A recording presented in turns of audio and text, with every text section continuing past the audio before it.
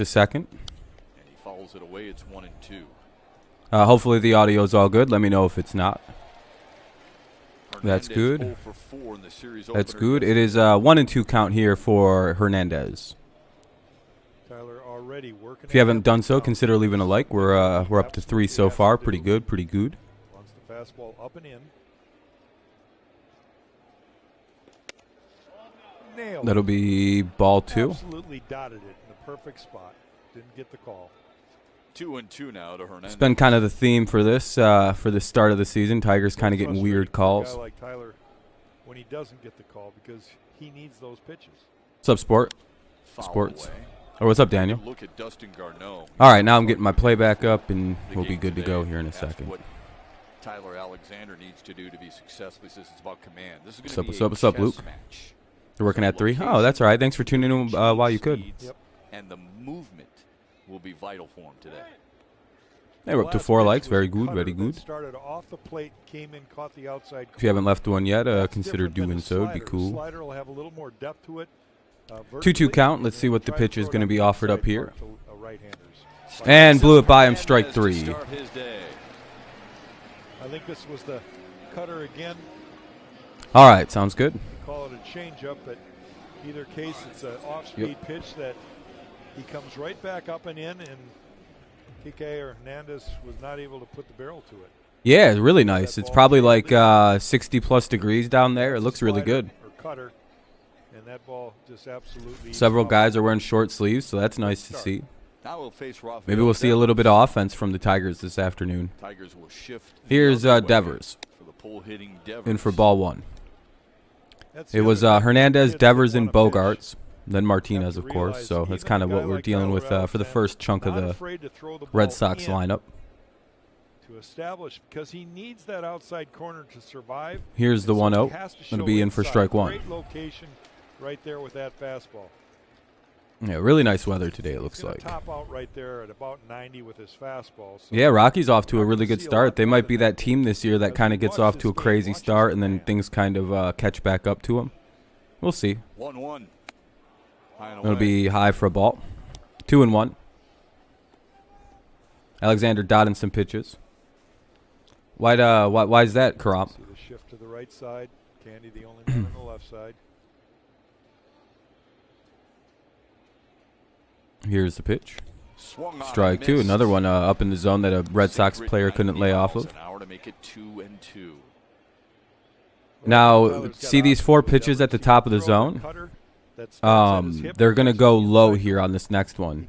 So if you're Devers, you're probably thinking this is going to be a low pitch. But it depends on where. Probably outside. Oop. Just inside. A bit too high. Just a bit. That was a pretty inside pitch. Never mind. There's Tyler's pitch usage from last season. All right. So it'll be full count now. 1 away in the top of the first. 2-seam, 4-seam fastball. You think they could be done rebuilding? Really? You guys have a pretty good end of the season here. Strike 3. Top of the zone. That sinker snuck in. He was clearly looking for something down in the zone. I'd have had the same problem. I'd have. Another cutter that stayed up. Tyler Alexander will be demoted to the bullpen when Pineda comes back. I like Alexander. Yeah, same here, Luke. But I think he works from whatever need we whatever use we need him. From the bullpen, we can use him a lot more often too.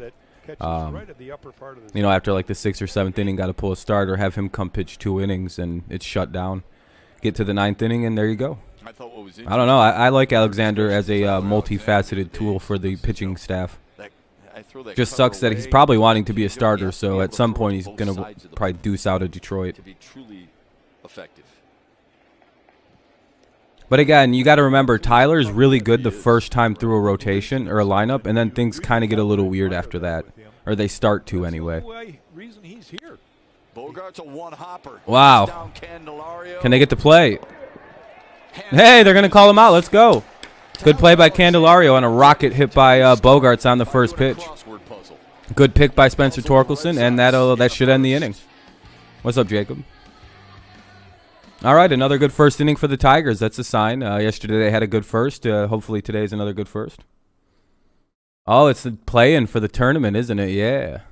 Good luck to your Cavs tonight. For the Tigers, it'll be Grossman, Scope, Baez. Grossman, Scope, and Baez to lead it off. Grossman, Scope, Baez, Candelario, Cabrera, Haas, Badu, Torkelson, and Garneau for the Tigers this afternoon. Hell yeah, Mr. Coffee. How's it going? It's always go Tigers, of course. Just got to plug.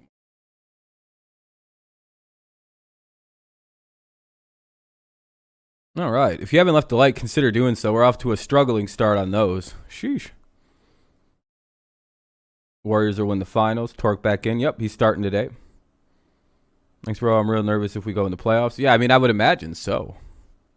Yeah, it looks like they're giving Meadows a day off. He fouled the ball off his foot and was walking kind of gingerly, or like off his body or something like that yesterday. And I'm wondering if that's why he's getting a day off. Plus, I think there's a lefty on the mound. And as bad as Badu is against lefties, I'm pretty sure Austin Meadows is just like awful against them. Yeah, Garneau's catching today because Haas is in left field.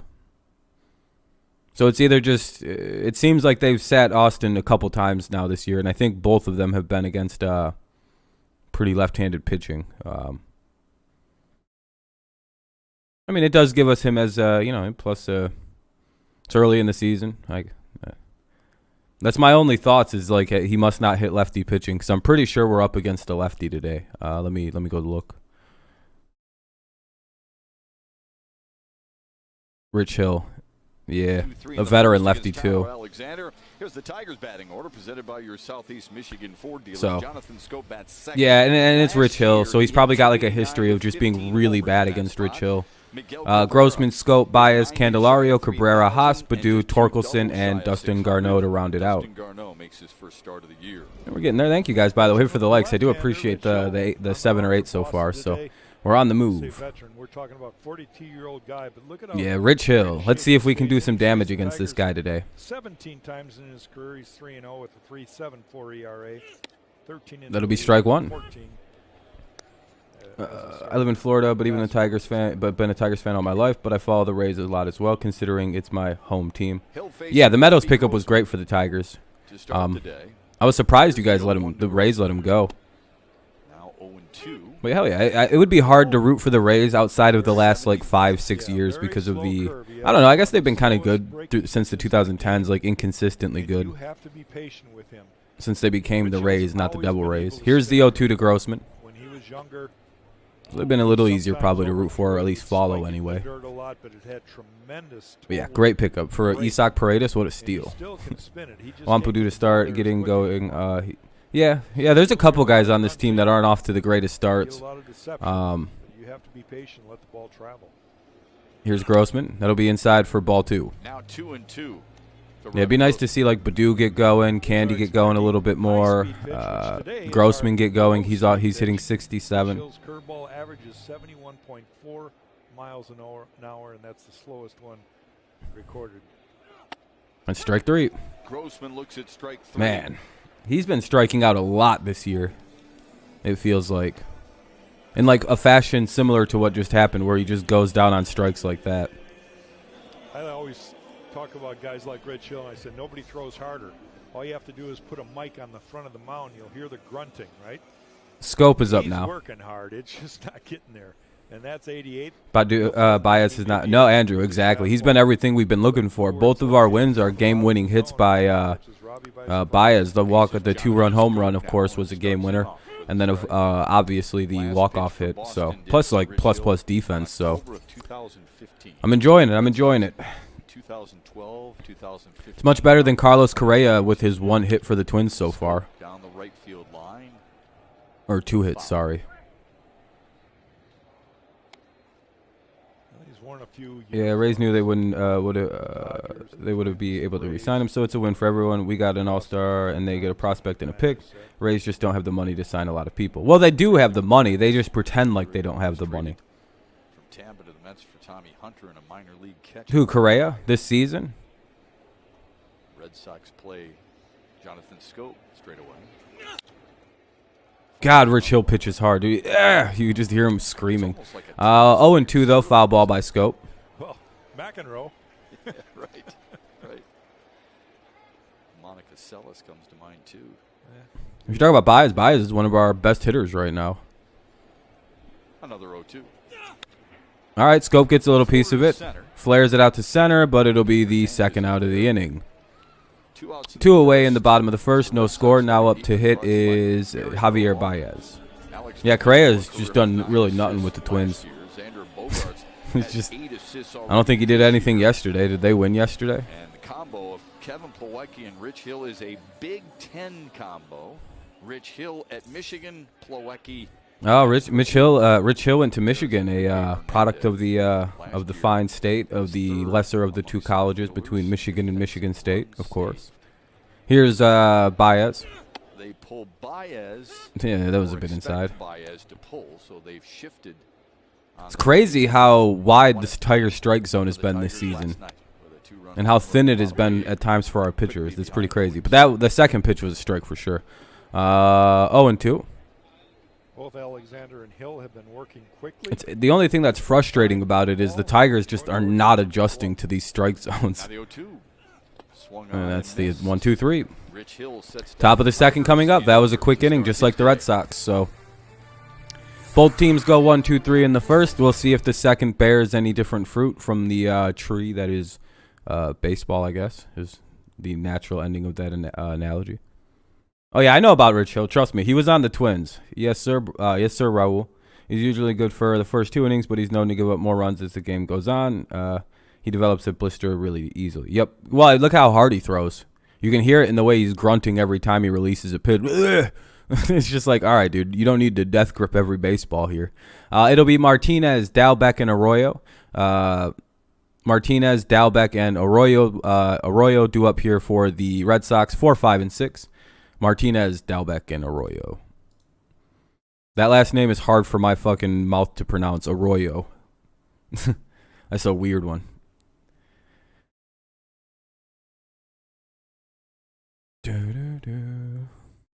Yeah, hopefully, and if it is a home run, let's just hope it's just a solo shot, because that's whatever. That's just basically him getting hit in anyway. Would it be ideal? No, it would be pretty awful if he actually, Well, so far so good. I don't think Story's playing quite yet, is he? Not yet in this game. Is he expected to debut in the Tigers series, Mark?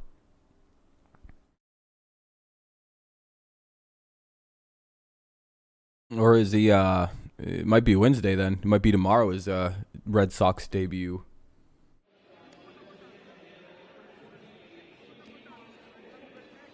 Yeah, I'm hoping this is this is eventually going to lead to the robo-umps. I mean, they're coming pretty much. And it'll be like they are in the other leagues, where it's like they use the robo-umps but also have an umpire there to make the call if it's like egregiously bad. In case something glitches, you can override it. But for the most part, yeah, it'll be a zone that just lights up if it hits it. Adjust to each of the hitters' zones because hitters are different sizes. And it's going to be easy. It's the easiest thing to fix. Umpires did it to themselves, but also like the way pitching is also kind of like human umpires made sense when people were throwing like 70-mile-an-hour fastballs and the occasional like palm ball. Yep, and you thought the same thing. Asked him. But now that guys are throwing 95-mile-an-hour sliders at the bottom of the strike zone that come back into the strike, it's like, and then leave and come back. It's like, all right, the human eye is not able to be an umpire. 1-1 here. Don't know how the first pitch was called a ball when everything that was called a strike last inning was a strike. Yeah, it was a great game between the Red Sox and Tigers last night. I think he played at the Yankees, but I don't know what's going on with him. I need him to get going. Yeah, I mean, I'm surprised we haven't seen him this series. Yeah, Sean, very sad situation with Haskins. The 1-1 to Martinez. It's just a stark reminder of always to stay in your car if you run out of gas. Yeah, who was paying attention to the broadcast and asked you, why would you do that? Yeah, like call emergency services, call a tow truck, and then wait in the car, throw the hazards on, and turn the music on or some shit. The battery's probably still good. Just chill for a minute. If it's daytime, I mean, you could probably get away with it. Even then, it's really stupid to do that, but. People make dumb decisions. You can't really, Second chance for late at night, might have been tired, not thinking super clear. Can't really blame the guy. One away there. Good play by the defense. And Dahlback is up now with 1 away. Today's umpires are brought to you by FTX. Guy in the background was just destroying a donut. I love watching. Oh, yeah, the background fans are the greatest. It's just fun to see what's going on. There's another baseball league that I don't know if anyone's heard about. It's like, I forget if it's in Carolina or something like that, where they it's one of the craziest things that. What's up, Avatar? It's going good, man. It's going good. Took last night off. What happened in the Rockies-Rangers game that just turned into like a back-and-forth monster game? You got Baez in fantasy. Hitter, a lot of power. 1-0 here for Dahlback. Total at-bats, he's among the all-time leaders for home runs. Boston's Ball outside. Round pick in 2016 after playing because he's an older catcher, and it's early in the season. The 2016 College World Series. And we have 3 catchers, so why letting hold on, I have to think about what the actual hold on. The 2-0. They're putting it on TV soon. Fun baseball league. Jack was referring to. First 162 career games, the 3rd fastest. Hold on. In terms of home runs, surpassing Ted Williams. That's incredible. There's like that, of course, is Boston lure. Yeah.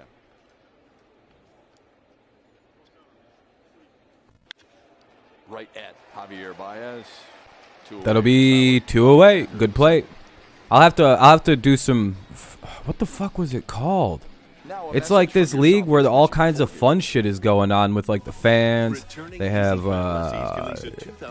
it's like there's really like it scales back all the I don't know. It's a really interesting. I have to like I'm trying to remember the name of it, but it's like an independent baseball league where all kinds of crazy shit goes on.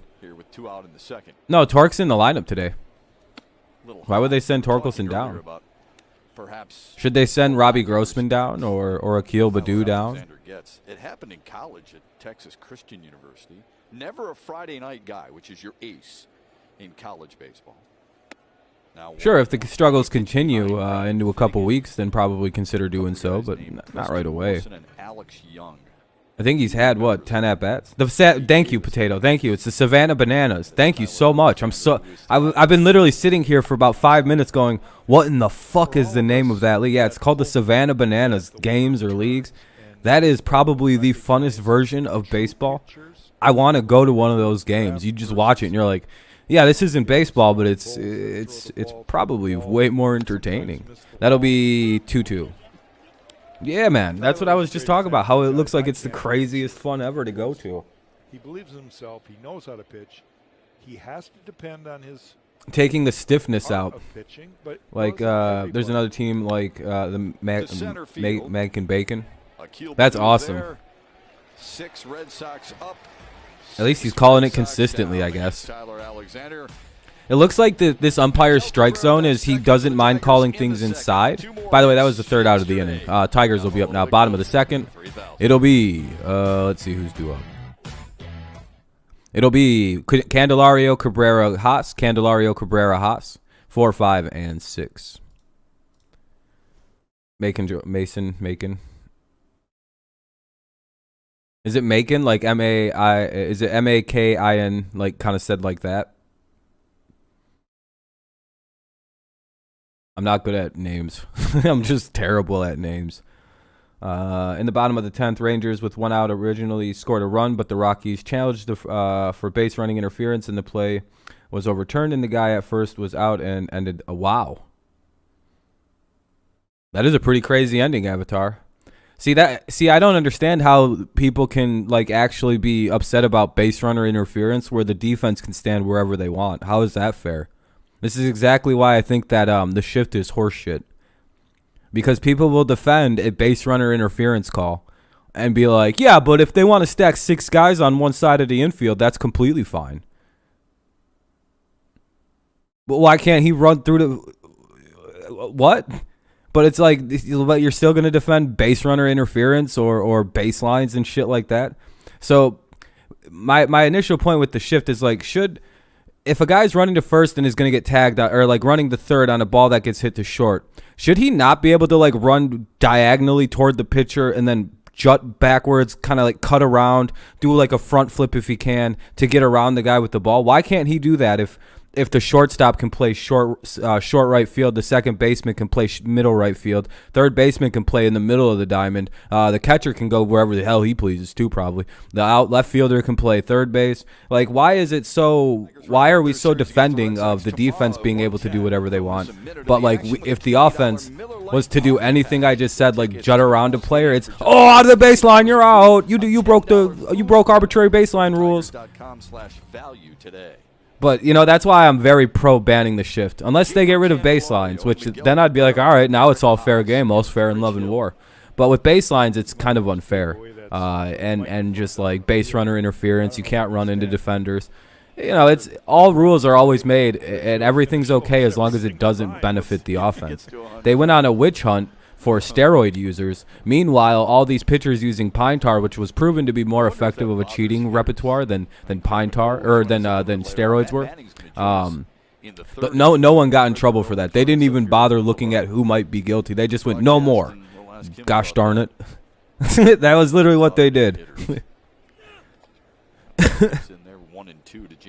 Why didn't they do that to the steroid guys? They went back 13 years on some of these guys to try to. They went back to like the 80s. No, I'm just saying, like, the shift in general. That's my major discontent with the shift. It's like all offensive rules, anything that ruins offense is allowed in baseball. Anything that makes offense better is bad. Candelario pops it out, sadly. And the game wants offense to get better, but they keep letting defense do whatever they want and letting defenders and pitchers cheat with no repercussions at all whatsoever. If an offensive player did steroids in 2000 and they caught him today, they'd be retroactively suspended. Do you see the issue? What's up, Kevin? What's up, Jonathan? How you guys doing? I'm not too worried about Torkelson. Sometimes it takes a little bit to get settled and used to things and get zoned in. Give Tork some. I think what's going to happen with Spencer Torkelson, he's going to get the first hit and then the hits start rolling in pretty rapidly. I think he's in his head right now, which is a big problem. Here's Miguel Cabrera now, waiting for the first pitch from Mr. Hill. And that'll be called a strike one. One away here in the bottom of the second. 0-0 score. I wonder how much of the. Sorry about my rant there. I don't like the shift. Let me strike two. Why aren't we swinging? Oh, thank you, by the way. We're up to 17 likes. We'll hit the goal pretty soon here of just about 20. Thank you very much. Thank you very much. Very, very kind for all the likes so far. Oh, timeout. It's 0-2 on Miguel Cabrera, just to give you a reminder. No score in the bottom of the second. One away. Yeah, Rich Hill's 42 years old. He's grunted after every pitch since he was at Michigan. That's probably why, as someone pointed out, he gets a lot of blisters when he pitches. But he also gets some crazy movement. Did you just see that pitch he threw? 1 and 2. That thing went frump. He really did. He slowed his motion way down. That grip and the way he grips the ball and whips it out, he puts a lot of motion on. He must have giant hands. They're going to call Cabrera out. Strike 3 and 2 down. You doing good? I'm glad to hear. Back to work, but I'll be listening. Hey, yeah, no problem, man. Thank you for listening when you could, man. I appreciate you. Have a good rest of your shift. 88 after 66. So 2 away here in the inning after the Cabrera strikeout. Oh yeah, he definitely went. His breaking balls move wild because he can grip it. He's probably just got monster hands. Yeah, it's a crazy change. I think the MLB has a huge issue on their hands. Since 2015, they've been messing with the balls, allowing more home runs. That should be the third out of the inning as Haas just weakly well, it was a pretty good grounder, but good fielding, and we'll go to the top of the third. This game's kind of moving along like it did yesterday, very, very quickly. Top of the third coming up, it's Verdugo, Plawecki, and Arouse.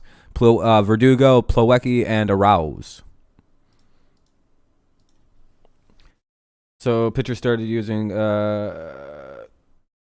home runs, and I think they stopped checking for steroids that much. So pitchers started getting creative, which is still illegal, on using substances to make up for the increased home run rate. Yeah, it's they can't seem to figure out a good solution for the home runs and a lot of that. Yeah, Paredes got traded to the Rays. Yes, sir, Tristo. Wait, did somebody say something different? Oh, no. But yeah, Paredes got traded for Austin Meadows there, Jeff. Then slapping the Astros and Red Sox on the wrist for sign stealing because there were more teams caught doing it, but it wasn't brought to the light. Oh, 100%. Like the Yankees stealing that letter, like, and the sign stealing scandal to me was the biggest nothing burger in the history of baseball. You mean to tell me some teams steal signs? You mean to tell me something I was trained to do in Little League is a problem in baseball? You know what's even crazier? I'd steal signs and then I'd fucking bang shit on the like when they start saying they were banging trash cans, I was like, oh no, I used to bang bats off the bench when I fastball, curve ball, 3 hits. So I don't know. I feel like if you figure out how to steal signs, it's not that difficult, you know. Like that's constant in Little League. In our leagues that we played in, you had to change signs every 3 innings because the kids were so good at copying what the fuck, just figuring it out. Yeah, the mechanical devices make it a little bit bad, but like people saying the trash can thing, it's like that's literally Little League shit. Did you not play Little League baseball? When you figured out the steal sign, did you not bang on the fence as hard as you could to let your team know? The steal. That's literally you stole a sign and did the same thing the Astros did with the trash cans. The electronics, yeah, I'm totally, I understand that. They deserve the punishment for that. But outside of that, it was like I was like, what is that even? Is that like it's a mechanical device? They have a rule for this already, and it's not that big of a punishment. Everyone thought they should like lose their title for it. It's like, guys, they have a penalty for this. It's not what you think it is. 1 away on a first pitch fly out. This is a really fast game. Plawecki's up now. Yeah. Hopefully, no one we knew got hurt, man. Actually, less than 2 years ago, but in COVID years, yes, I agree. It feels like but sign stealing was also kind of an overblown thing. I thought it was interesting too with Tyler. To me, it was because it was done against a New York team or an LA team, so that it was a bigger deal than it needed to be. Like if it was the Yankees or Dodgers that got caught as like the main team and not the Astros, it would have been played off as everybody was doing it. Like you've seen how the narrative is shifted, right? As other teams are getting exposed, like the Yankees. It's coming out now that, well, it's not that big a deal what the Yankees did because everybody was stealing signs electronically. Back 2 years ago, it was the Astros are the biggest disgrace to baseball history because they stole signs electronically. Now it's not that big a deal teams were doing this. Everybody was. Because New York teams and LA teams are being implicated, which is the MLB media playing defense for their darlings, the Yankees. Astros are not a media darling. They're very well hated in most of their sports. 2-1. Especially by New York media and LA media. We know how they are. It is what it is. They're biased to their teams. It's the same reason the Patriots are viewed as like this evil empire or like Brady's like this hated monster, and they always try to make Brady into like the villain of football when he's like and he's not. Like this Dolphins thing, it's just, making Bruce retire. It's like, what stupid shit. 2 away here in the inning. This is a fast game, dude. We're 2 outs in the top of the third. Yeah, Alexander's just dude. Yeah, no, Alexander is a location specialist now. I'm liking his turn into Greg Maddux. Not quite Greg Maddux, but either they're but when they had electronic, yep. Yeah, the Astros are good. They didn't even need to do it. Yeah, that's the annoying thing. They didn't need to do it. Astros, yeah, and they also had the hurricane going on. If I remember that correctly. Strike 1 here in the top of the third. We are at the number 9 hitter arouse. 2 outs in the top of the third, 0-0 game. Dude, yeah, sitting near the bullpen's the best because you can talk to the relievers when they're actually like chilling. Down the left field line foul. This is Jonathan. If they're actually out watching the game and shit. 3 in yesterday's series opener. Yeah, exactly. Is that NB or Nate? Oh, Nate. Okay, yeah, okay. No Life Nate. Yeah. Boston roster, just 23 years. Yeah, what's up, Vincenzo? Yeah, always getting work in. But yeah, the sign stealing stinks. But yeah, Jonathan, I agree with what we've been said. It's 0-2 real quickly here in the count. Alexander making quick work. There we go. Let's go to the top, bottom of the third. Jesus, dude. First 9 he faces. That one on just 8 pitches. And look at Tyler, 8-pitch inning. Okay. Live to talk about what he This is Matt Alexander. It's Tyler Manning right now. What's going on? Dude, wouldn't it be hilarious if Tyler Alexander was actually just our fifth starter and we just didn't know it? We're just like sitting there going, who's going to be the fifth starter? And Tyler's like, well, what about me? I've literally been really good for like a year now almost. Yeah, we just don't know who that fifth starter is going to be, Tyler. I can go 6 innings for the most part. Yeah. We'll see. We'll figure it out soon, Tyler, and we'll let you know when we find that fifth starter. Till then, how about you be our fifth starter? Yeah, I'll do that. But that doesn't mean you're a starter. If the Tigers did what they did for our 2016 team, I'd say we needed all the help we can get, but they didn't do it, and that's what makes it. Yeah, exactly. Yeah, teams that are like deep playoff teams or perennial playoff teams shouldn't be cheating to win. It just makes everything look stupid. But I also appreciate it to some extent because it's like, well, that really is Pineda. I don't know. I think like next week. He's like a little behind because of his visa shit, just like Willie Peralta. They're gonna come at like the exact same time because it's just they gotta get caught up. Throw simulated starts, throw a couple starts probably for like AA or AAA or wherever you got them, and as long as they look good, 5 days after that, ship them up. With Peralta, he's just a bullpen guy, so. I'm excited.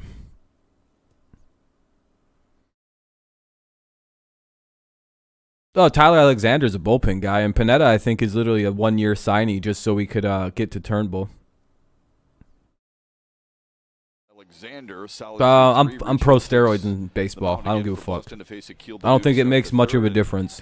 You'll have like 5 guys. Home runs will go up, but ultimately, like, those Giants teams weren't winning the World Series, were they? Those Cardinals teams with Mark McGwire weren't winning the World Series. Those Athletics teams didn't win the World Series when they were full of Canseco cheating. Got them swinging and let our defense work. Matt, congratulations. I don't care. I genuinely don't give a shit about steroids in baseball. I think it's a nothing burger. Where you want to go, but your efficiency. Badu is up. It's Badu, Torkelson, and Garneau. What you actually were trying to do. Just so you know. Oh, shit. Okay. So your record's on the line here, Avatar. Yeah, I understand why people wouldn't like it, and I think you should asterisk those guys' numbers every year. Like, hey, this guy is an open steroid user. And, like, but other than that, I don't care.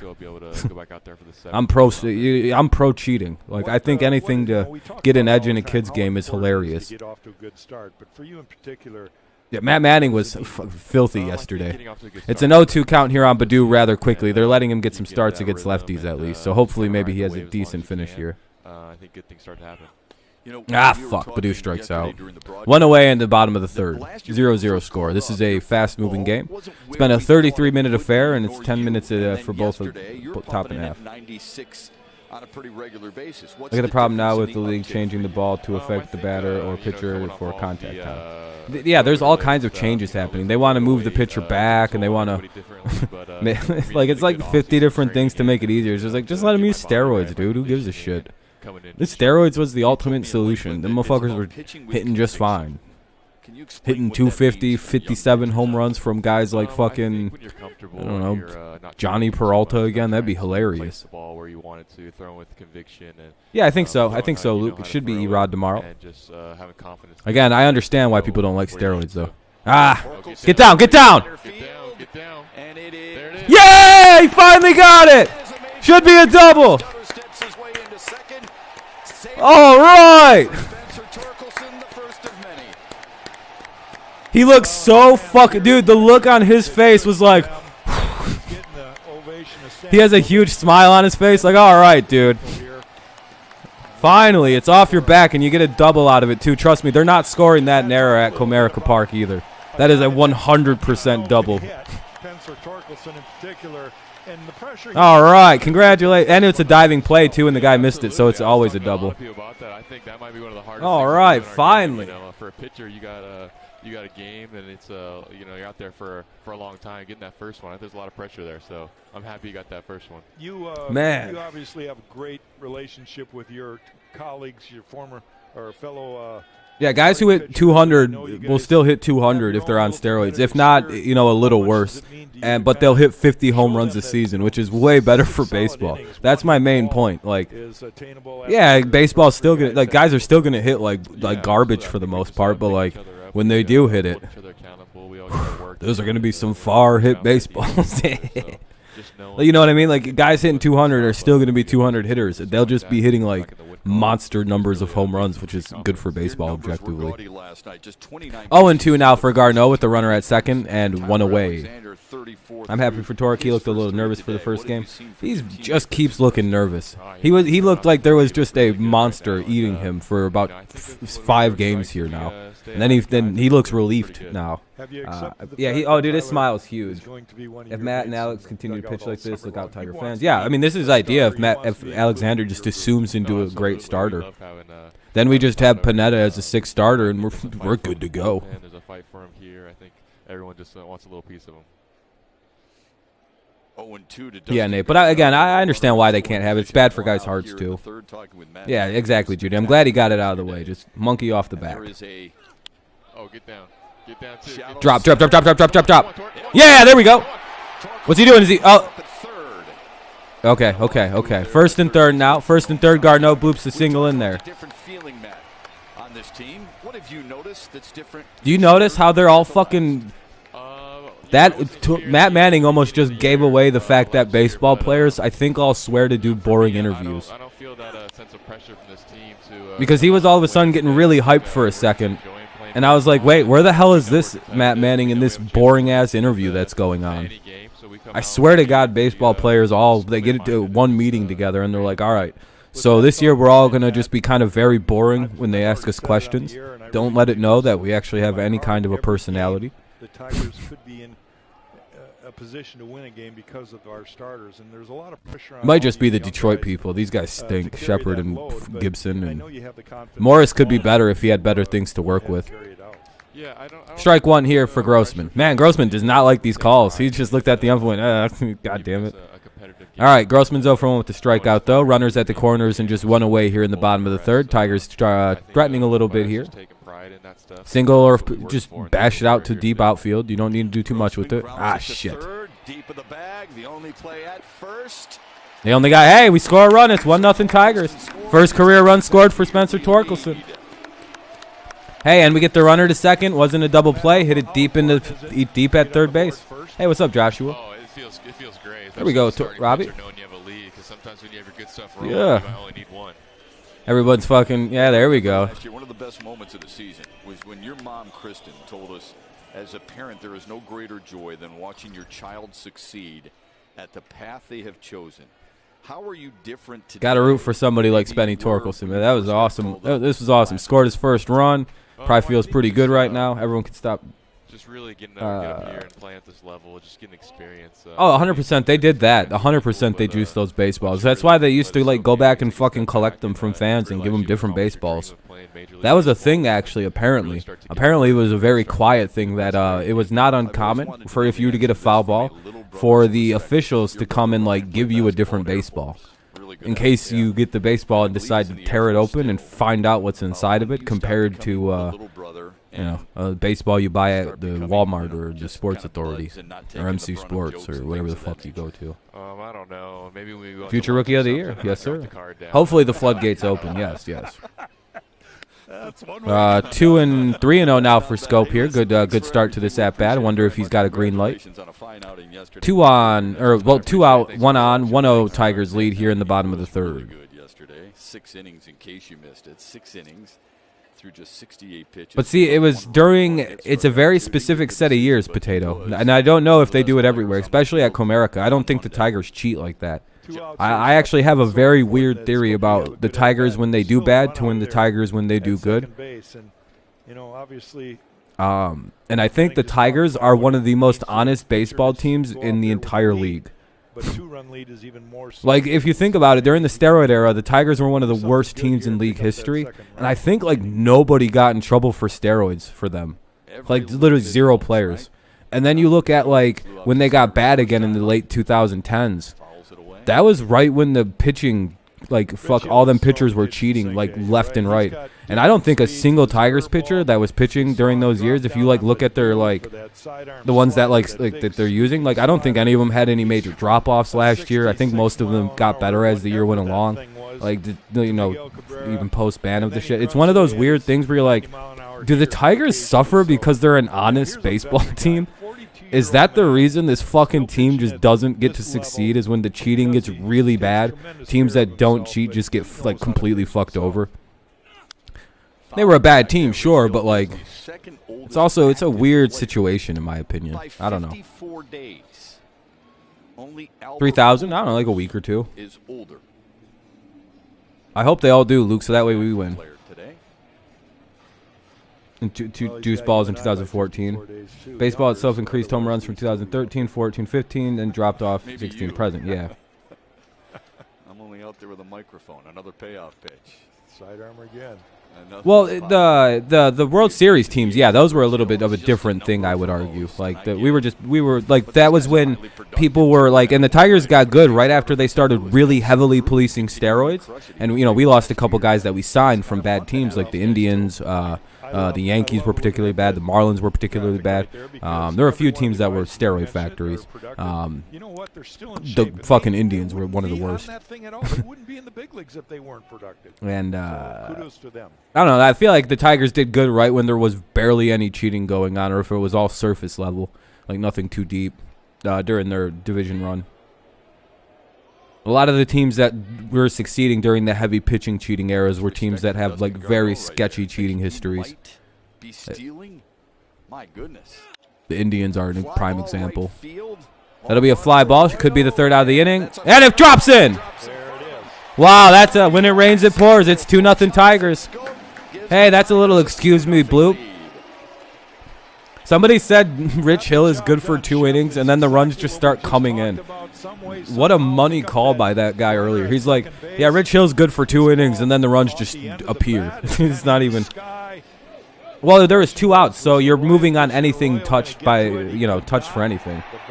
Hell yeah, Brett, what's up, man? How you doing? What's up, Brandon? Third base coach, he knows that it couldn't possibly land, and he or missed down. The pitch was at 88. Missed end down. The exit velo at 76. Oh, Baez. That'll be down. That'll get to be at least a double.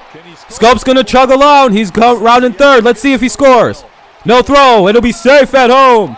3-0 Tigers and a runner at second base. Baez drives in another run, and the Tigers are starting to make it pour a little bit.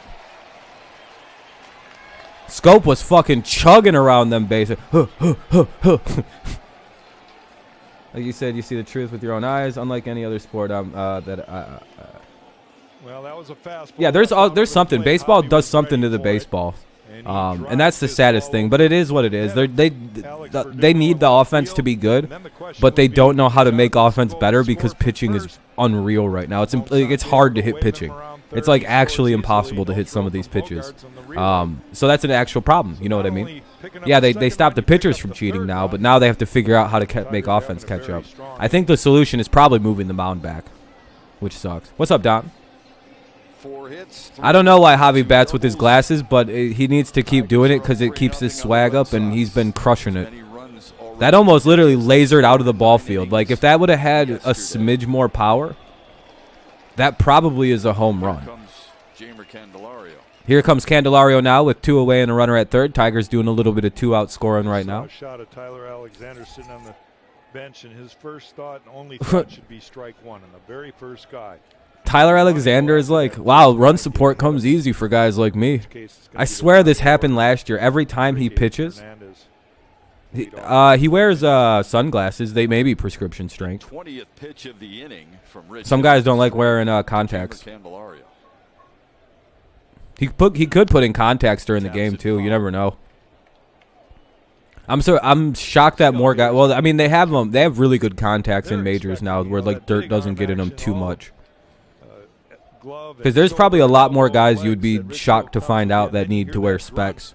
And I think a lot of those fuckers' sunglasses are prescription strength. Oh, off the end of the bat, that could get another. Nope, it was hit too hard. Is there, but the Tigers have a big inning. Damn. It started. All right, well, hey, we scored 3. Let's go to the top of the 4th. It's 3-0 Tigers. Hopefully Tyler Alexander can focus up a little bit and keep, go 1-2-3. If he can get a 1-2-3 inning, we might win this game pretty easily here. All right, so top of the lineup for the Red Sox, it'll be Hernandez, Devers, and Bogarts. Hernandez, Devers, and Bogarts here in the top of the 4th. It's 3-0 Tigers.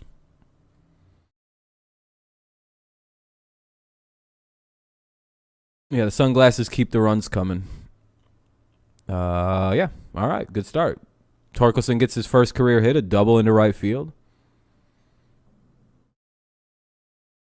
Oh yeah, now we're up to 3 runs, and pretty sure the Red Sox have been like struggling mightily at the plate this season. Like I think that's like they won their 3rd game against the Yankees, but like they still struggled at the plate. They have a similar thing that we had to start the year.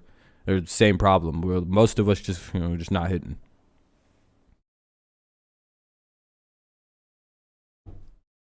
Save a couple guys.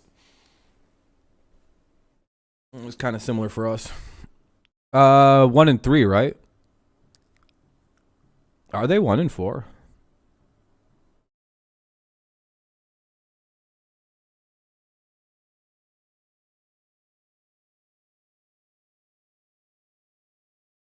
I thought it was 1 and 3. Let me look.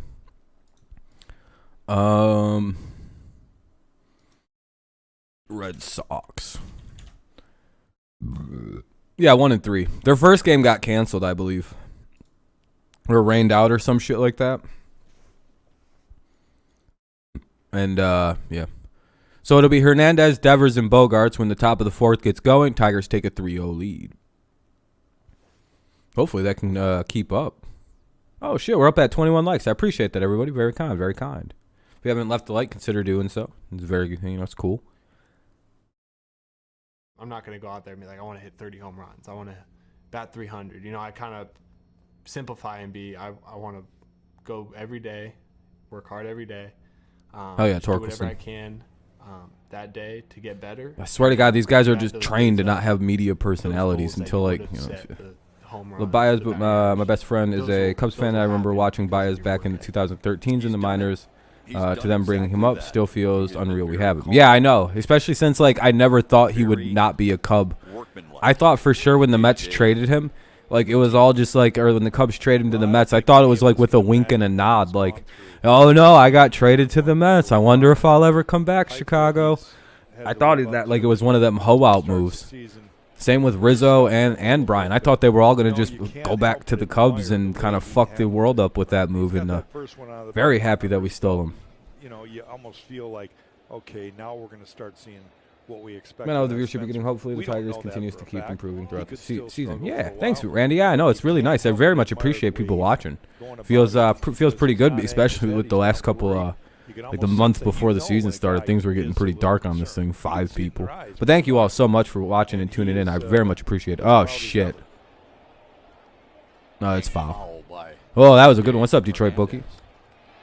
1 and 2 now. He got every bit of that one. 61 in Detroit. Yeah. That's a really good weather for Detroit. Especially in middle April, kind of early-ish April, mid-April. Julio Rodriguez's name in Seattle. He very good. For his first 14. It's a tapper to 3rd. And that should be the first out of the inning. And it is 1 away. Massive hit. Oh yeah. Completely. Hopefully got the monkey off his back. Now just swing. He was supposed to go back in the offseason, but they didn't give him the exact contract he was looking, and Bryant just wanted money. Yeah, Bryant clearly had to go to the highest bidder. I'm going to throw this up into the crowd. And then I'll give it to the authenticator. Well, Candelario really almost just hoed out Torkelson. Like they threw it, the Candelario got the ball and just kind of went to like throw it to the crowd and just kind of caught it.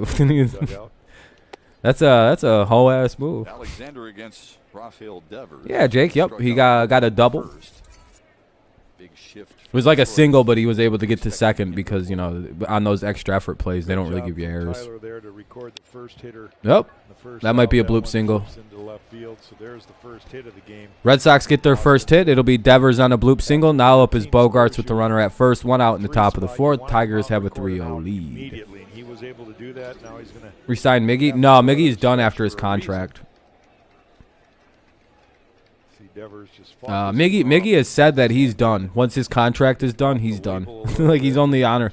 I think he's just honoring out the years left. Plus, he wants to see if this team can win a title in the next couple of years, which he fully seems to believe so. See if we can get the ground ball double play here. It's like, man, but if your old ass retired, you'd open up the door for us to have Ryan Kreidler right now, and that would be really nice. Yeah, guys, He's retiring. He's going to retire. Yep. He I mean, he's going to be like 40 years old, man. After going 0 for 10 in his first Might even be like 41, 42 years old by the time all that's like. How old is he right now? 38. Concerned in the least bit, and it wasn't like he was having bad at bats. 1-0 count here for Bogarts. He was getting on base. I think he was seeing an average of over 5 pitches per. Yeah, I know, Luke. I hate saying that, but it's also like, man, if this was the case, we could have Scope DHing and we could have that Ryan Kreidler kid playing second base right now, and it'd be a little different.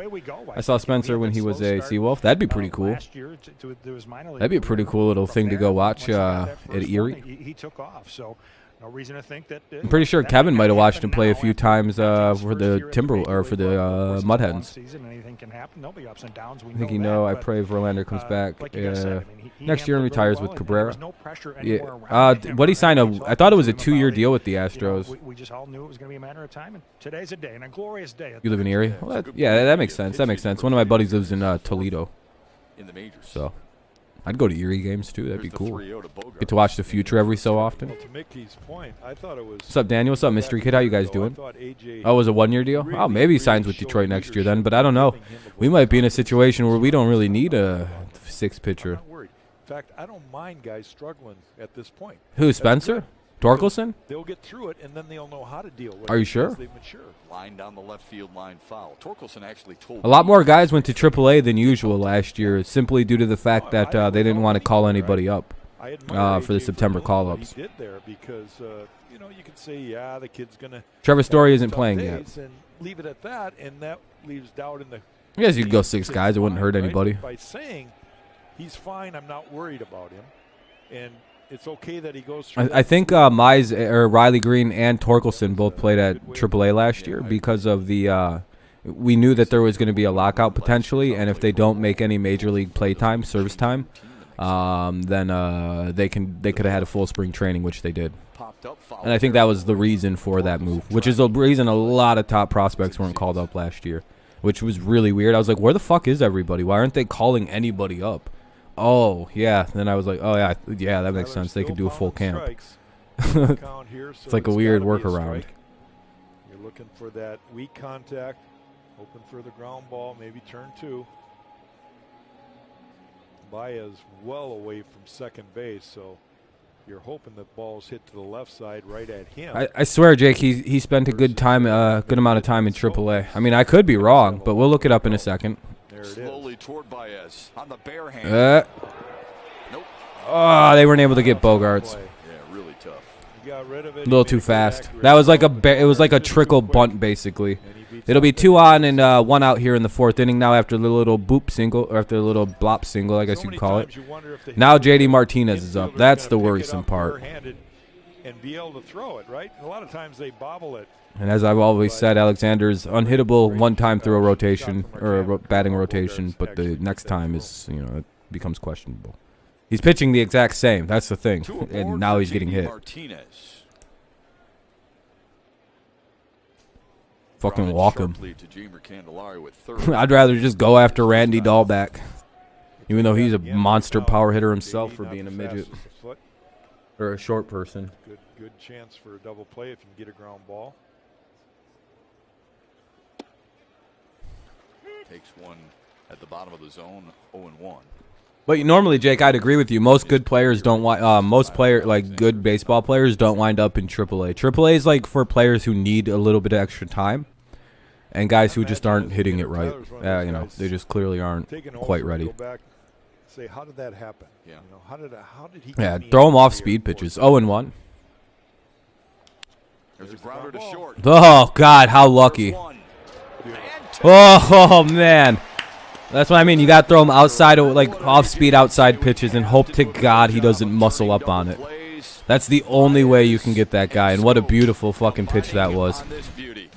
Wasn't easy on the short hop, and the strength of scope sure helped to finish it off.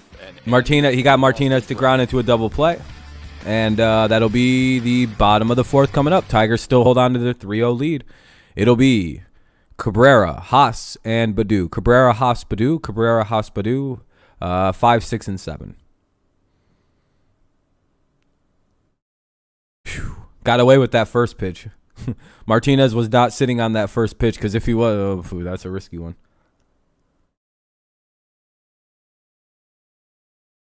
I mean, yeah, actually, yeah, we're about to be through the fourth inning, so.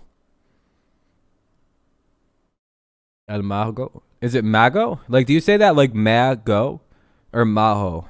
Like M-A-H-O, like Maho. Or is it Mago? Sorry, I'm bad at pronunciation sometimes. I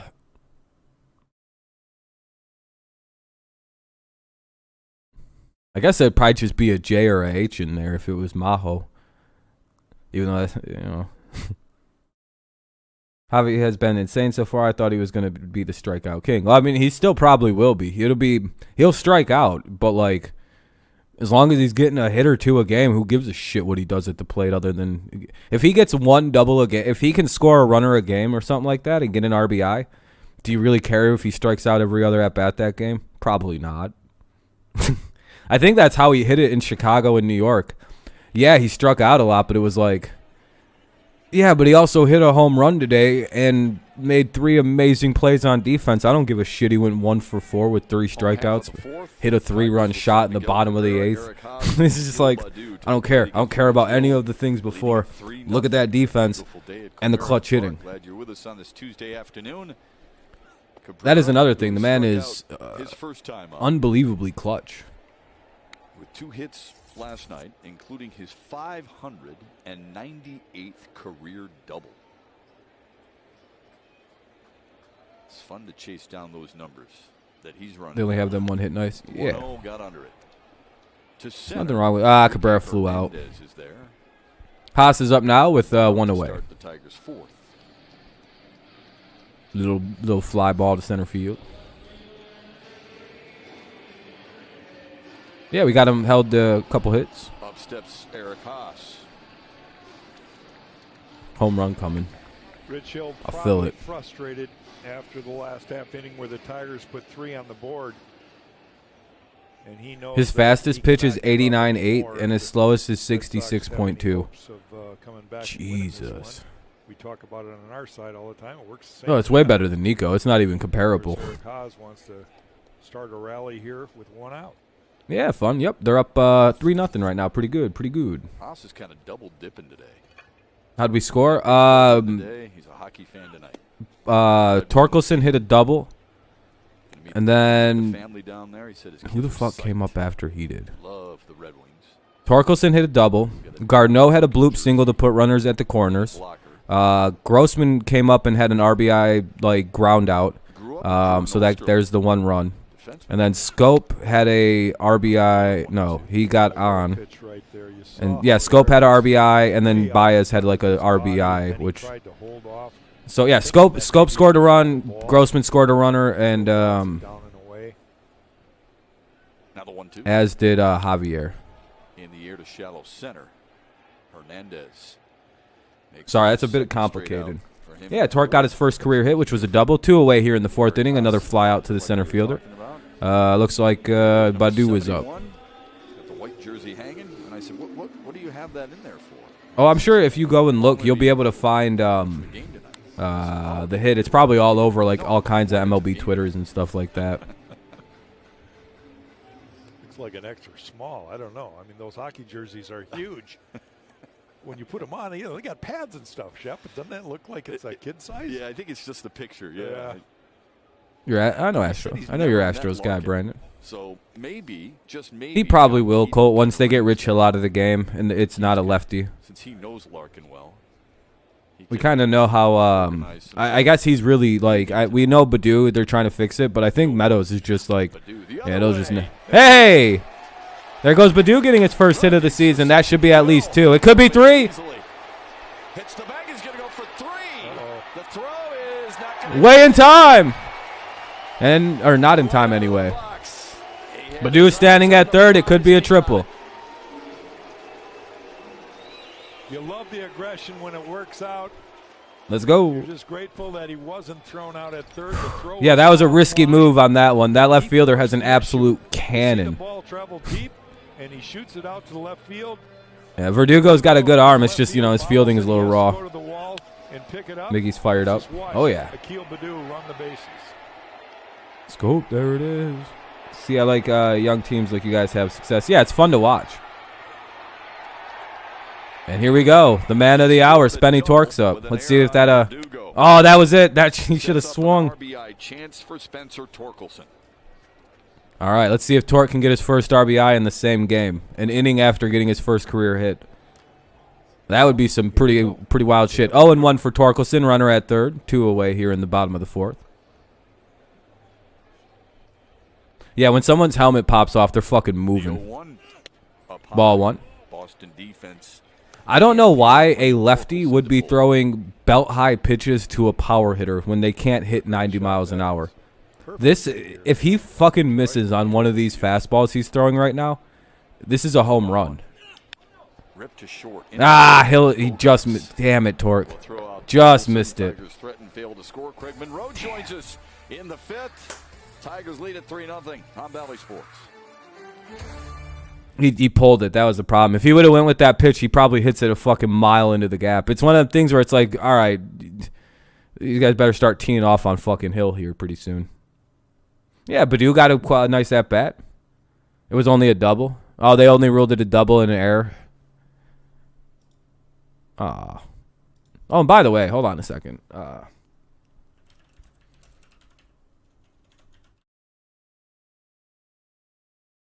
I just want to show you something. Like, he did go to AAA last year. Yeah, he batted in Toledo. See? He went West Michigan, Erie, Toledo. He played 40 games in Toledo. But, again, like you were saying, though, normally guys of his skill, like, don't wind up in Toledo. It's kind of one of them just unfortunate situations that happen. So, yeah, top of the 5th coming up. And again, he probably wouldn't have gone to Toledo. He would have gone AA MLB, like most normal good players. You start watching baseball of the year after the year we traded JV. This year already has been the most fun I've watched. Yeah. If you're a new fan, especially since, like, if you became a fan like post division dominance when we were just kind of running the AL Central for a few years there. Yeah, this is exciting times. You're watching like one of the best eras in baseball we've had in a while in Detroit, at least in 5 years.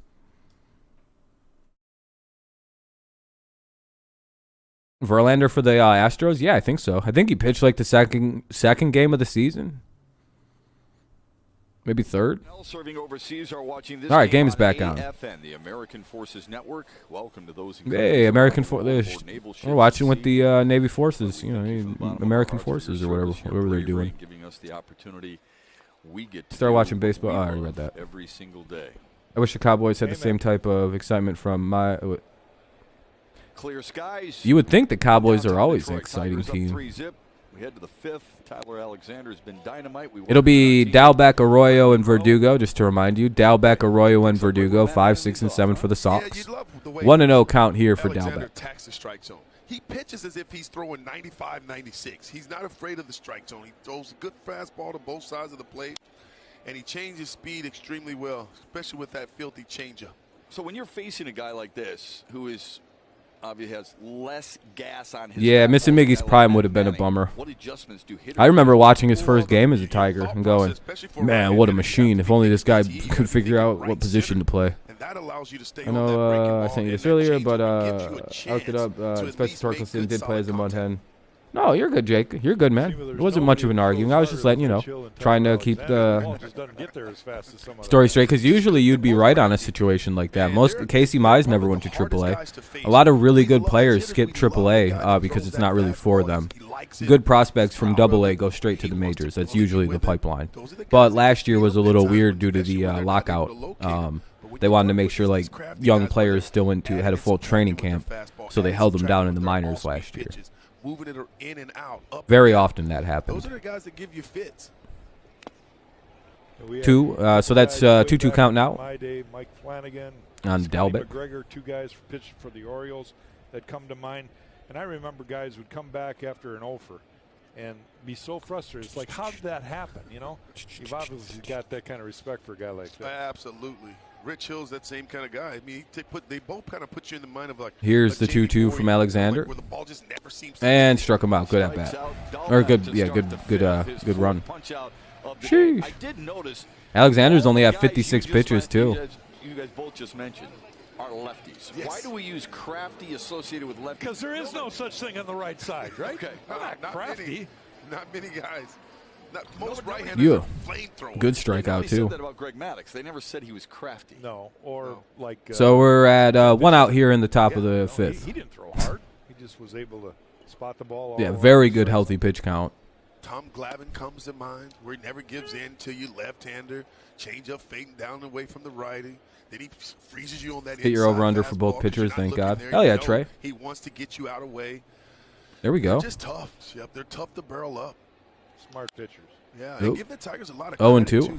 They put together some good at-bats. It's always good to get some money back. I love the approach. They've shown some patience.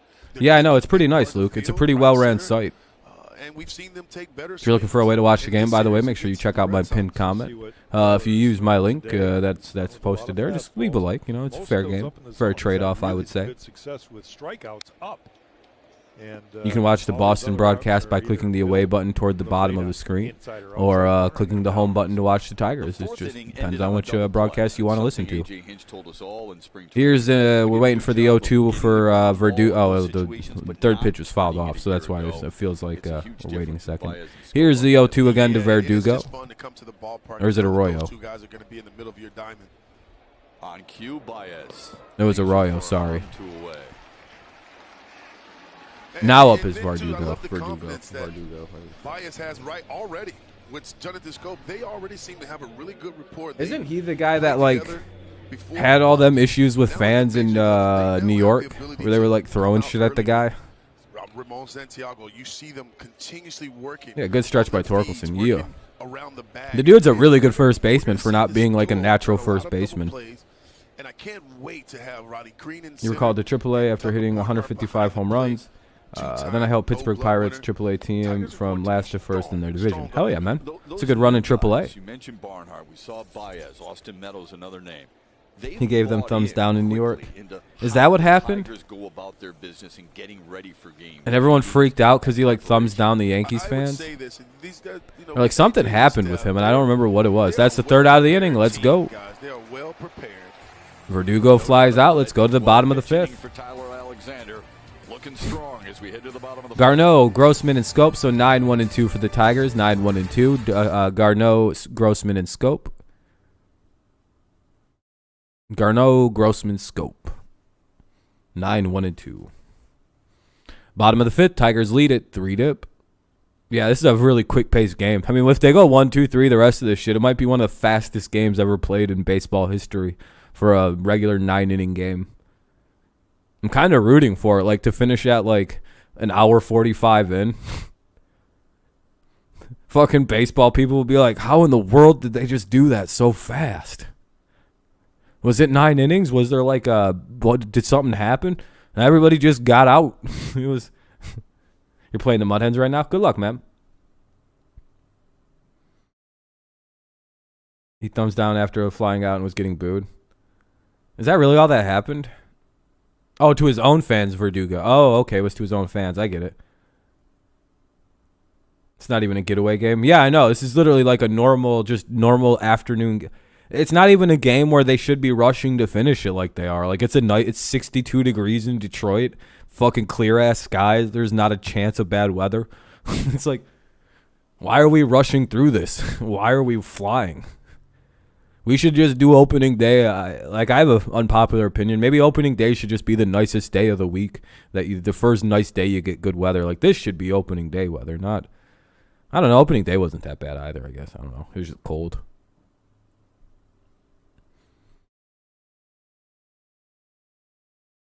Yeah, I would be pissed off if I went to this game and I'm like, all right, I'm ready for a long, good game of baseball. You're in the bottom of the fifth after an hour and 9 minutes. You're like, well, wait a minute. I didn't. Half the game's already over. This is kind of getting whack. Yeah, but later they said he appreciated the emotions from the fans. You can't just always expect great things, then apologize. You know who my new favorite player is? Alec Boehm. Who has thrown 15 of 17 first pitch strikes. What should I do if my roommate is a Red Sox fan? Oh, boy.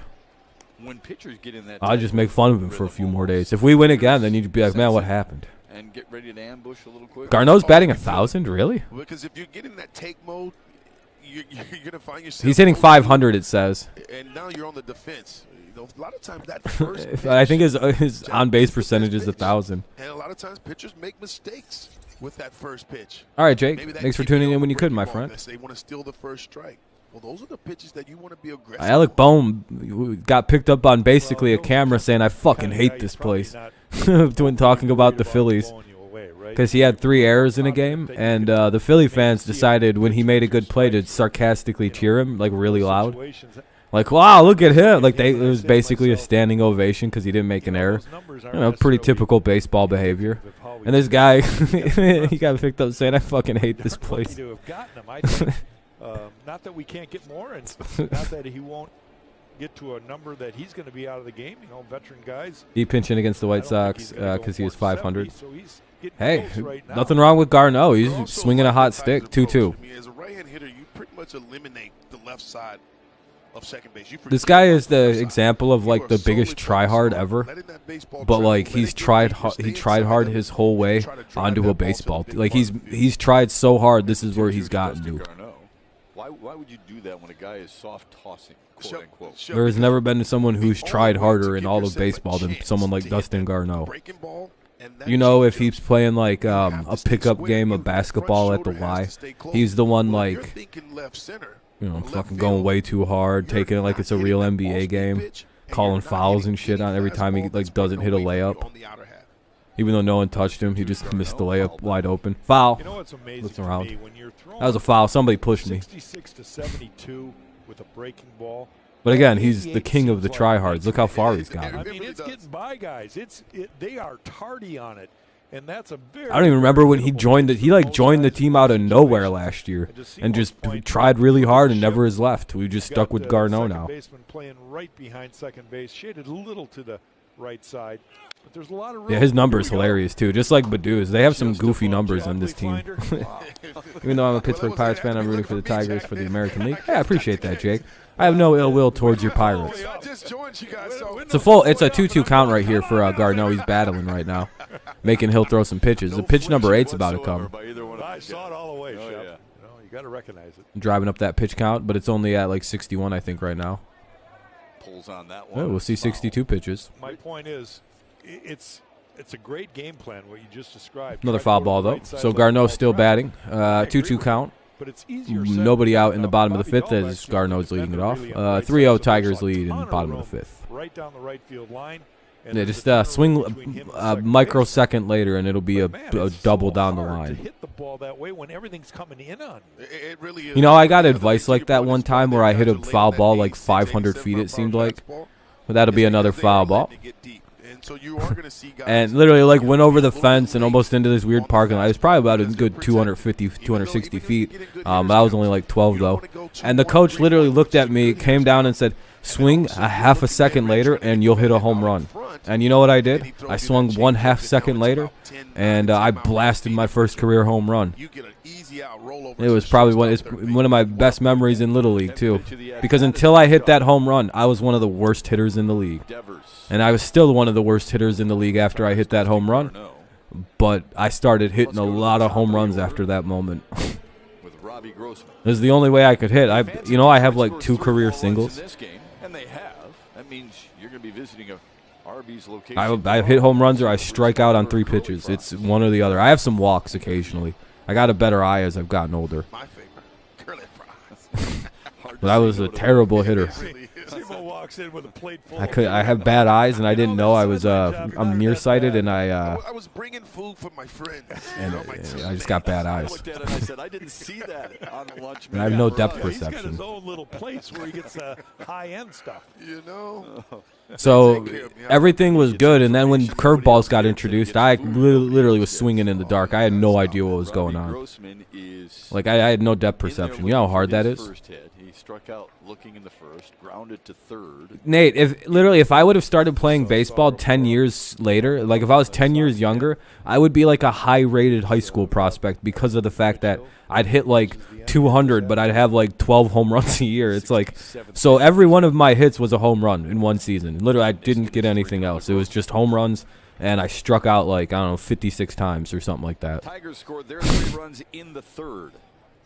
RBI double from Javier Baez. I told everybody I was Vladimir Guerrero, but white and about fucking 6 inches shorter.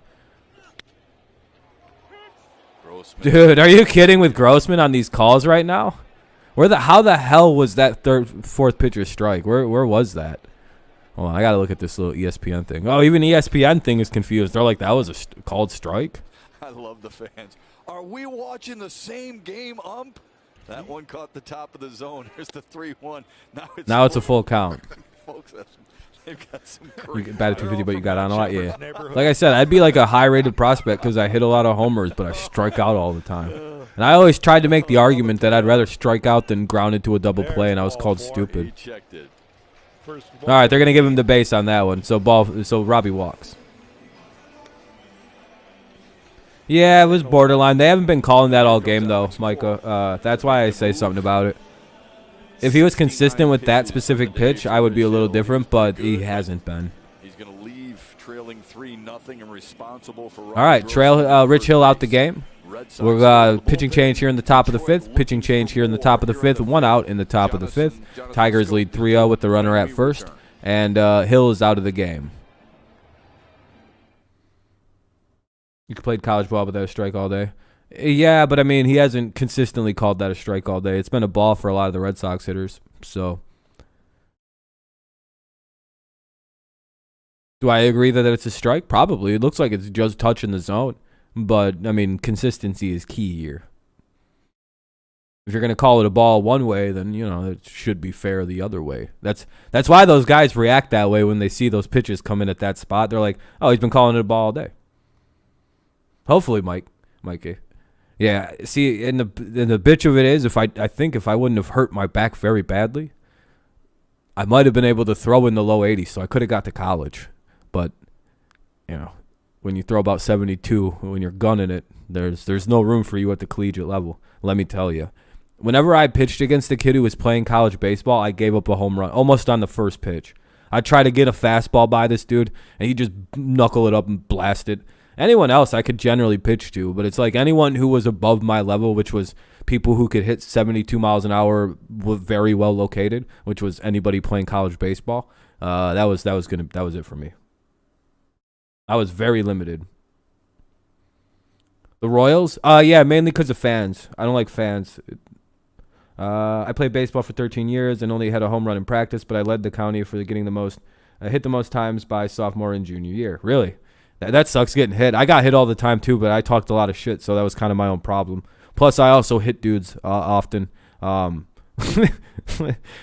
because, you know, I have reputations from Little League, and I remember that they threw – because I was also, like, this size in Little League. Like, I'm 5'10". I was a giant kid in Little League, so I got hit a lot. And then as an adult or as a high schooler, I just threw at kids who used to hit me in Little League.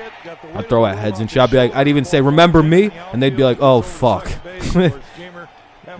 And then they'd get hit by, like, a 50-mile-an-hour fastball in the thigh, and they'd be like, that didn't even hurt, dude. Yeah, you like that, don't you, bitch? 3 of 5 hits. Left hand. If I was a lefty, I probably could have made it to college with the way I pitched. But I'm, right-handed, and I threw low 70s. reaction. Crazy He gets the movement, second but base, again, and he's when my kinda four moved up seam like, could barely hit yeah, my first 72, big league. No, that was a he's problem. gonna have a bunch of big league knocks. There's no question about it because of his approach. That pitch from Rich Hill there on the You know what's crazy? stays Despite my inside, slow just speed, shoots I a was a little good double base runner to right because center most of the field. time high That's school what he likes to catchers do. aren't that good, and you know, Pitch and change, pitchers aren't paying that ball good of side, pitch and attention to you. change. Here, Kazu Sawamura is in. for You know, there's Boston. always the exceptions. I just Sawamura didn't will try face on good Jonathan teams. I just Stowe, wouldn't even who try to had run. an I walked a single lot in high third. school too for some reason. I just wouldn't swing. I'd be too afraid. I'd be like, I don't know, man. These curveballs are fucking me up, coach. Please DH me. I hate hitting. Now you got to change your sights a little bit. Think a little bit more towards the middle. Scope fouls it away. Ooh. Goes down a little bit. Looks like he fouled it off his Simo, knee. you know that one better than I do. He ran a 4.4 in high school. I was at all Ohio and stolen bases and batted 414. Jesus. Wow, that's a shin burner. Right off. Drinking and fighting. Oh man, that sucks, Mike. Micah. Well, you know, it happens. Seem to always hit that two-seamer. Can't let you know. It just doesn't feel good. There's no muscle there. There's no, Sounds like you were a pretty good hitter though, so that's kind of a bummer. Before A.J. Hinch could even get to Jonathan Scope, Scope said, "I'm fine. I'm walking away." You're from Toledo, and your dream was to play for the Mud Hens, but I was too stupid. Yeah, he really is. There you go. Hey, at least if you have you know, you probably learned from your lessons. You could be a pretty good pride coach, or if you have kids and shit and you want your kid to play, you know, you help him make the better or her make the better decisions for a pro career. My kids are just have to be lucky that maybe the chick I marry is a good athlete. I don't know. They're not going to get shit from me except a good arm and be like, listen, you could throw. It's in your genes you can throw. I know it is. Everything else, I've completely fucked you on. Well, I kind of feel like Robbie's on his own. If you can't jump, that's entirely my bad. I can't physically move off the ground like that. To be smart and make the right I'm very smart and good at sports because I'm good at like thinking and I can throw. That's it. Who's already driven in a run with an RBI. But now I'm getting married next year and have a 2-year-old daughter and heavy copper. There you go. There you go, man. Probably don't want to take the bat out of Have another kid soon. Maybe have a son. Help him out with sports. It's always the best thing too, is training the next generation. 20 bombs and 20 stolen bases. Helping them achieve dreams that they don't, you know, that they might have. He joined names like I'm personally looking forward to that stage in my life. I just want to get a little older first and be kind of financially stable. and others. Yeah, he had a career. Looking forward to being a parent. In a Tigers uniform. There he goes. In the air. I hope I have a lot of territory for kids. Devers.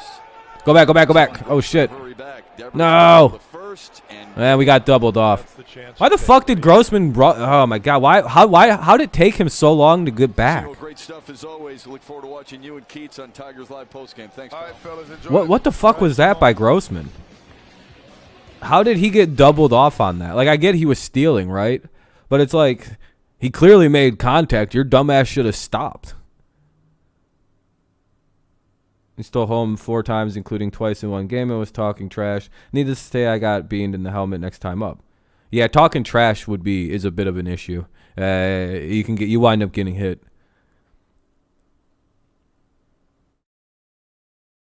Or if they got a really good player and you're a pitcher and they hear you talking shit, they tee off on you for like the whole team did. It was the most brutal game I ever pitched in against Lapeer East.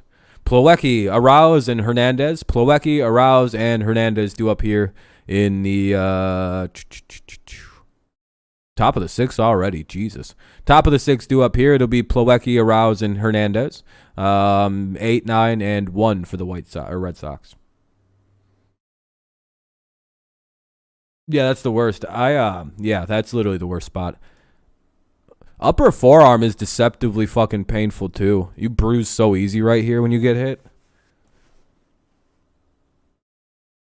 Best to just kind of let your back take the damage.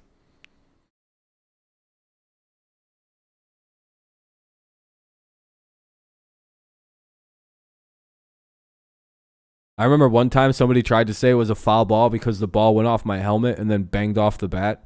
And the ump was like, oh, it's not a hit by pitch. It was a foul ball.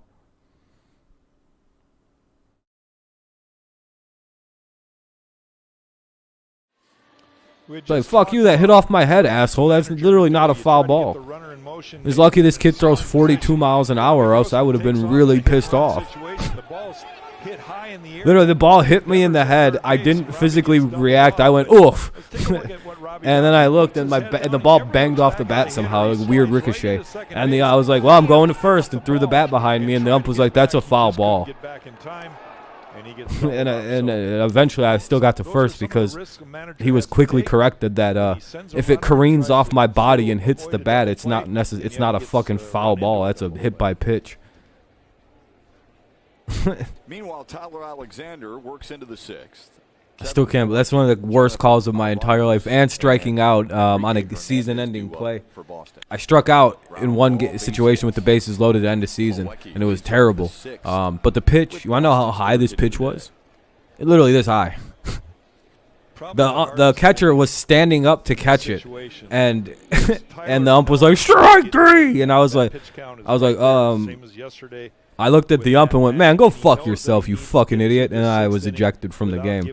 But I was like, I don't care, season's over, I'm never playing in this league again. Fucking dipshit, and I got yelled at by my coach for swearing in front of kids. I was like, maybe they shouldn't come to the ball field then. Navigate this half inning without scoring. Fucking hated that league. Pitches yesterday. Alexander about to deliver his worst umpires ever. It was the same year that I fucking had the bunt hit by pitch thing happen. The first out of the inning. He gets Arauz at first. Plawecki down to second. Plawecki gets down to second, and Arauz grounds out, so it's kind of just like a move up the runner situation. It's 3-0 Tigers in the top of the sixth with one away, runner at second, and now up is the top of the lineup, Hernandez. They're trying to bunt him over. It was a really good bunt, but a great defensive play by Alexander and Torkelson, who reacts perfectly, right? He's going to Tigers the ball got Alexander. Yeah, I think so. I hope so, Micah. It's Micah, right? First base, so really good defensive play right there. Or is it Michael? You just forgot the L in the name. Top of the order, Enrique Hernandez. Here's Enrique Hernandez. Out so far today. They also call him Kike. They play him to pull. I don't think his name is Enrique, is it? Takes a ball outside. I'm pretty sure it's just Kike. Did they just say the wrong name? They just get the wrong play. Oh, it's Enrique. Okay. I'm gonna say I'm pretty sure he goes by Kiki, doesn't he? That's right, though. Okay. Kind of weird that they'd call him Enrique, though. He's pretty well known by what his first player name is, by his nickname. Jacob Barnes is warming up in the bullpen. While he was mic'd up. Hopefully Alexander can get through this and we don't have to have a pitching change in the middle of an inning, extending the game for no reason. Even though that really wouldn't be the worst thing, this game's flying by at this point. The postseason last year for Boston. The 2-0. 2-1. Why isn't this updating? Hernandez actually set a Major League Baseball playoff record for total bases. Looks like ESPN isn't working too well. Oh, it's Michael? Oh, okay. That's why I've been calling you a weird name. Okay, it's Michael. I'll figure that then. Screw tanking. Who's tanking? Hey, 2-2. Good pitch by Alexander. Tyler doing his thing, wearing the high number 70s. Tyler just continuing working his magic. That ball was a hittable pitch. Tanking. You just don't like the word. Right out over the middle of the plate. And yet KK fair enough. Swung right through it. Here's the 2-2 to Hernandez. See, Morris called him Kike. On a line down the right field. Ah, fuck. That'll get a run in. And that's a fair ball into the corner. That'll be at least a double. Hernandez's first hit of the season is an RBI double and gets Boston to within 2 in the 6th. Yeah, it's probably time to pull the starter. This is what I meant by it's very risky to leave Tyler in for too long because this starts to happen. He'll go 1 or 2 innings of unhittable, or 3 innings at least of unstoppableness, and then after that, it's you're playing with the fire. Which is why we've never decided to let Tyler become a full-time pitcher. I know it's only 1 run, by the way, but like the first 3 innings are completely different than his last 3. 5th inning was really good, though. Top of the 6th, runner at second now. 3-1 Tigers lead. All right, strike 1. Devers is up now with the runner at second and 1 out here in the top of the 6th. Garrett Whitlock warming up in the Red Sox bullpen. I know Jacob Barnes is warming up for the Tigers bullpen. Garrett Whitlock in the Boston pen. Jacob Barnes warming out for the Tigers. Just It'll be outside, 1-1. 1 to Devers. 2 for 4 with a double yesterday.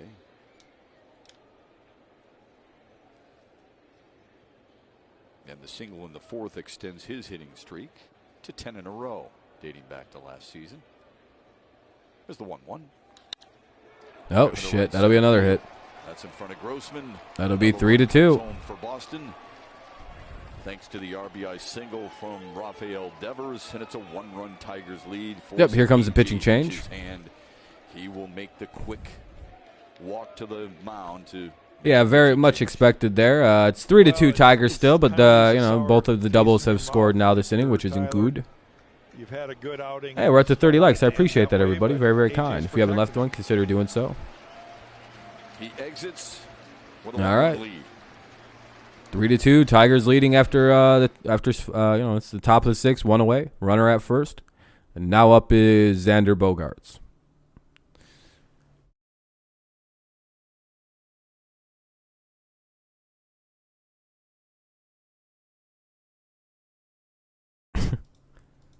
Rich Hill was born, Spencer Torkelson was born in 1999. I just seen a graphic, and Rich Hill was drafted in 1999.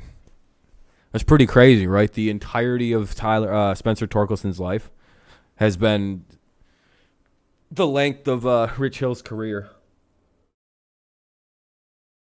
since getting drafted.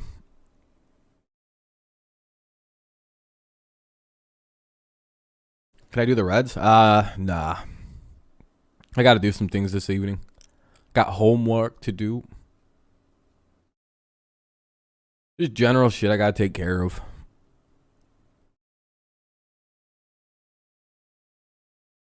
Dun, dun, dun, dun, dun. Top of the 6th, Tiger is going to bring in Jacob Barnes to pitch. It's a pitching change. That's why it just suddenly quit.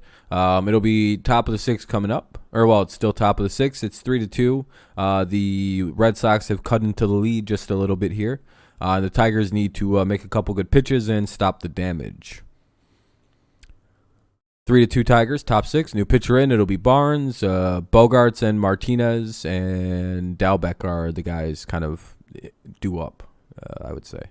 But there's one out and a runner at first, so I guess a really well-hit ground ball could probably end the inning. Really good through the first 5 innings. He's had a little hiccup here in the 6th. Sorry about not being able to do any of the Red stuff. We're in the upper part of the zone with the cutter and fastball. Just a little busy. A lot of good breaking balls. Got a big double play there to get out of the 4th. The link will have it. That you can use that link to find Red Sox or the Reds game. AJ comes out, and he's going to put the bullpen in the game here to try to get out of this half inning with the lead and maybe give Tyler a chance to still win this game. It's a Wallside Windows pitching change. Second time we see Jacob Barnes this season. He pitched on opening day. Cubs or Pirates? I got the Cubs. Did they play yet, or is this their first matchup? The White Sox. Now he faces Xander Bogaerts with a tying run at first. Yeah, I got the Cubs. So important for the starting pitchers to get into the 6th, 7th inning. AJ can piece things together. He can mix and match. Who do you got, Anton? 3 outs necessarily. But Barnes asked to get 2 here for sure.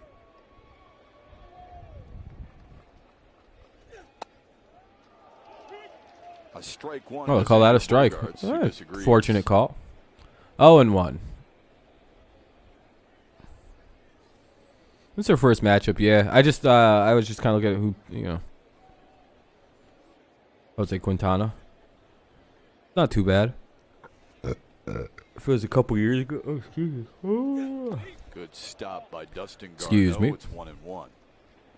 1-1 here now. Dustin, you saw how he got his chest protector out over the baseball, and yet his focus was still to try to pick the ball, and he ends up having the ball go into his glove, so saves 90 feet for the runner. Dun, dun, dun. Bogart's the batter, runner at first, top of the sixth, 1 out, 3-2 Tigers lead. Red Sox have a couple across. Here's the pitch, and fouled away. 1-2 now. A couple good pitches from Mr. Barnes so far. Okay, what are you going to throw here? Chris Bryant, the guy with the Rockies, right? Ball, ideally. Take a strikeout. You'll take an infield fly ball, or you'll take an outfield fly What's ball the right closest at he's somebody. come to hitting 40?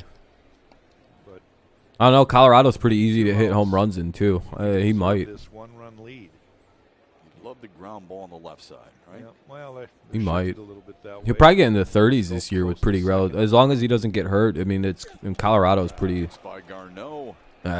Wild pitch, runner advances. And it's 2-2. No more double play, 2-2.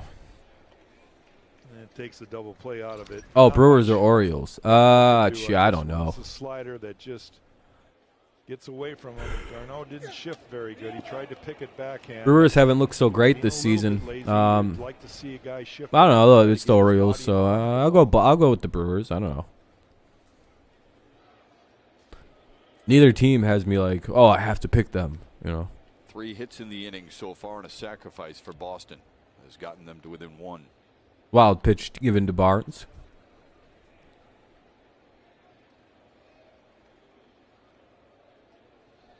Two-two pitch. Runner at second. 1 away. Here comes the 2-2. Bogarts skies it. Should be the second out of the inning, and it is 2 away. Bogarts, and there are 2 away. You think Brewers 2? Yeah, that's where I'm leaning. Hey, fans never miss a moment. All right, here comes the problem. JD Martinez, he represents the go-ahead run. And watch the Tigers live only on the Valley Sports app presented by. And a pretty dangerous go-ahead run at that. So it'll be 2 away here in the top of the 6th, 2 away in the 6th. Red Sox scratch across 2 runs to make it a 3-2 game with 2 away. Trying to do more. And it doesn't get any easier. You've got I hope so, Anton. I think Devers, Tigers will pull this Bogarts, off. Martinez, all in a row. I'm hoping so anyway. I hope the fucking Red Sox didn't just figure out how to hit again. On the edge. Strike 1. Yeah, Torkelson had a double earlier in the game. Got his first career hit, scored a run. Martinez is grounded to Jamer Candelario with third, and then bounced into a 6-4-3 double. Would have been play. dope if he would have been able to hit Badouche triple with 2 outs. That would have been a pretty cool moment. The 0-1. Ball 1 to Martinez. Sliding save by that's Garneau there. A lot better job right there. Similar pitch that he tried to backhand. This guy's grunting just as hard as Rich Hill He did. shifts his body in this one. He recognizes it a little quicker, gets his body out front, keeps the ball right there by himself. Martinez seemed to recognize it right away too.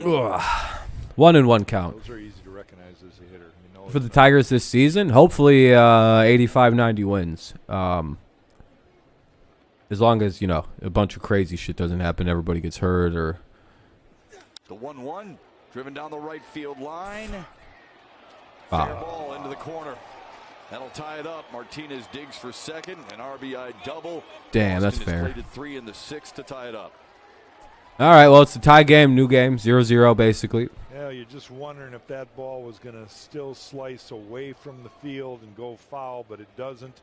It stays fair. Whips Nothing down the Bobby can do line. about it. He's going to have to pick Well, it it's a up whole and new throw it game. into second. Pitch is pretty much center cut fastball. Not the best pitch. Another really good swing from JD.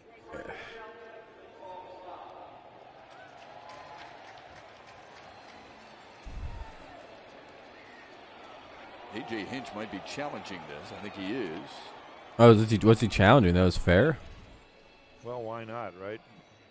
Video crew's got a couple different camera angles, and they might have seen something that we haven't. Why not show this angle?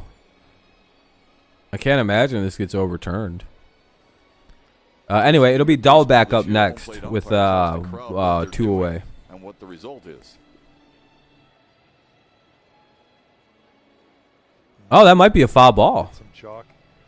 Oh, if it hits chalk, There's it's a little fair. red dust flying there.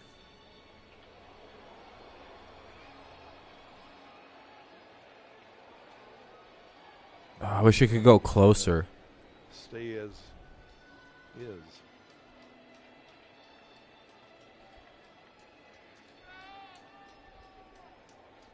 That looks foul. Again, there has to be clear, convincing evidence to overturn this. It looks foul. It feels like a foul ball, but if it hits any chalk, it's a fair ball, right? That's kind of like the rule with it. Like the line is fair, so. We'll get a closer look here.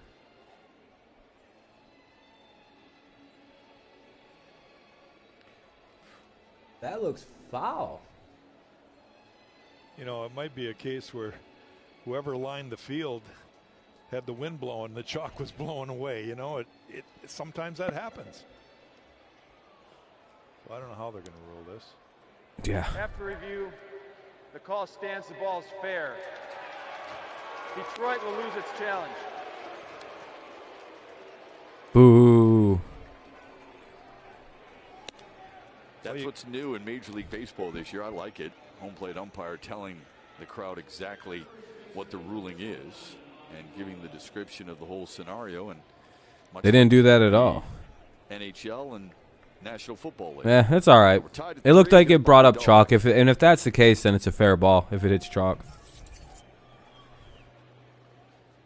Yeah, fun. Not good so far. What's up, Dio? What's up, Darren? How you guys doing? Where was that? See what I mean by that was like literally, hold on a minute. Remember how somebody was telling me how that should have been called a strike, or that was a good strike or whatever? Wait till you see where that first pitch was at. Remember, that was a ball last half inning or whatever for the Tigers. Or it was called a strike. 1-0. Strike one. Strike 1-1. I want to take you back to how that last run was scored. This was with the runner at first base. Michael, do you see what I mean now by pitch one, where that pitch was called a ball? Little thing. Or no, they called it, what, a strike on the Tigers hitters last half inning, and it was much higher? That one's literally in the strike zone, and they called it a ball. These umpires are not being consistent is my major complaint. I don't care about bad calls, whatever. Consistency is one thing. That means they're calling it in favor of another team. And yesterday, they called the game dramatically in favor of the White Sox or the Red Sox. In that case, it was kind of given to him. Yeah, he sucks. He's a bad umpire. This is how he'll never be a World Series or playoff ump because of this shit. It's like, dude, you have to be consistent for the zone you establish, you stupid asshole. That was probably a strike on a Tigers hitter. 3-1. Dalbec was 3-1. Rookie of the Year last and I'm glad that scorecards are made from established strike zone because he's missing his. But the Red Sox get a special one. I don't know. Ugh. Hit 25 homers, drove in 78 runs. Yeah, but he's called that spot all day long, Dio. They've been calling that outside. Like, that's my. It doesn't matter where. It's like it's consistency of calling it a strike or not for both teams. 3-1. Swung on and missed. Good pitch, 3-2. Slider right there. Great location. You saw Dalbec was trying to lift and separate. Swung over the top of that baseball.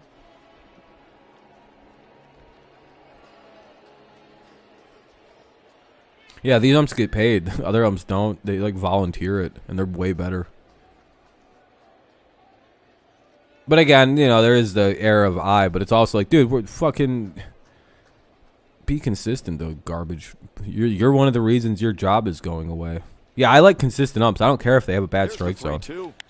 Just call it fair. Give it a deep left center field. Get it. Over. He's got it. Oh, he kind of a bad catch, but he made the catch anyway. But Boston plates 3 on 4 hits. Whoa, that was nerve-wracking. What's up, Jared? How's it going, man? Oh, that was close. All right. Some thrilling moments so far this tie game, bottom of the 6th. And he leads off the 6th when we return. Bottom of the 6th, it'll be Baez, Candelario, Cabrera. Baez, Candelario, and Cabrera in the bottom of the 6th. 3, 4, and 5, Baez, Candelario, and Miguel Cabrera. Good, I'm good, man. Just enjoying the game. Pretty quick game, in all honesty, already in the bottom of the 6th. Not even 2 hours into the thing. Yep. Need to do some hits, get some runs.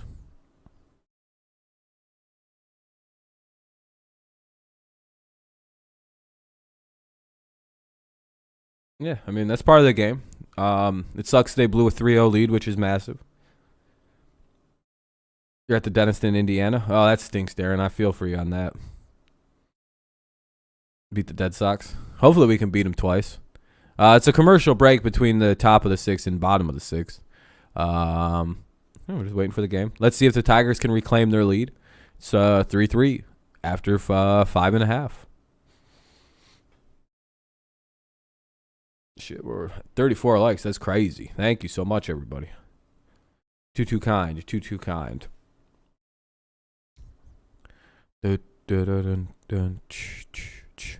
We could be at the 7th inning stretch if the next 2 innings go fast. By 2 hours into the game, which is crazy.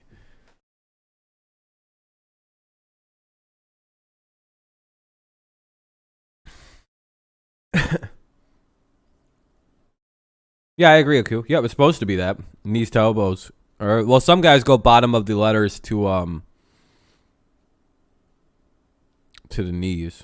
But yeah, I agree. Oh yeah, letters. Yeah. Some people say armpits to pits to knees. It's all there's all kinds of nipples to knees.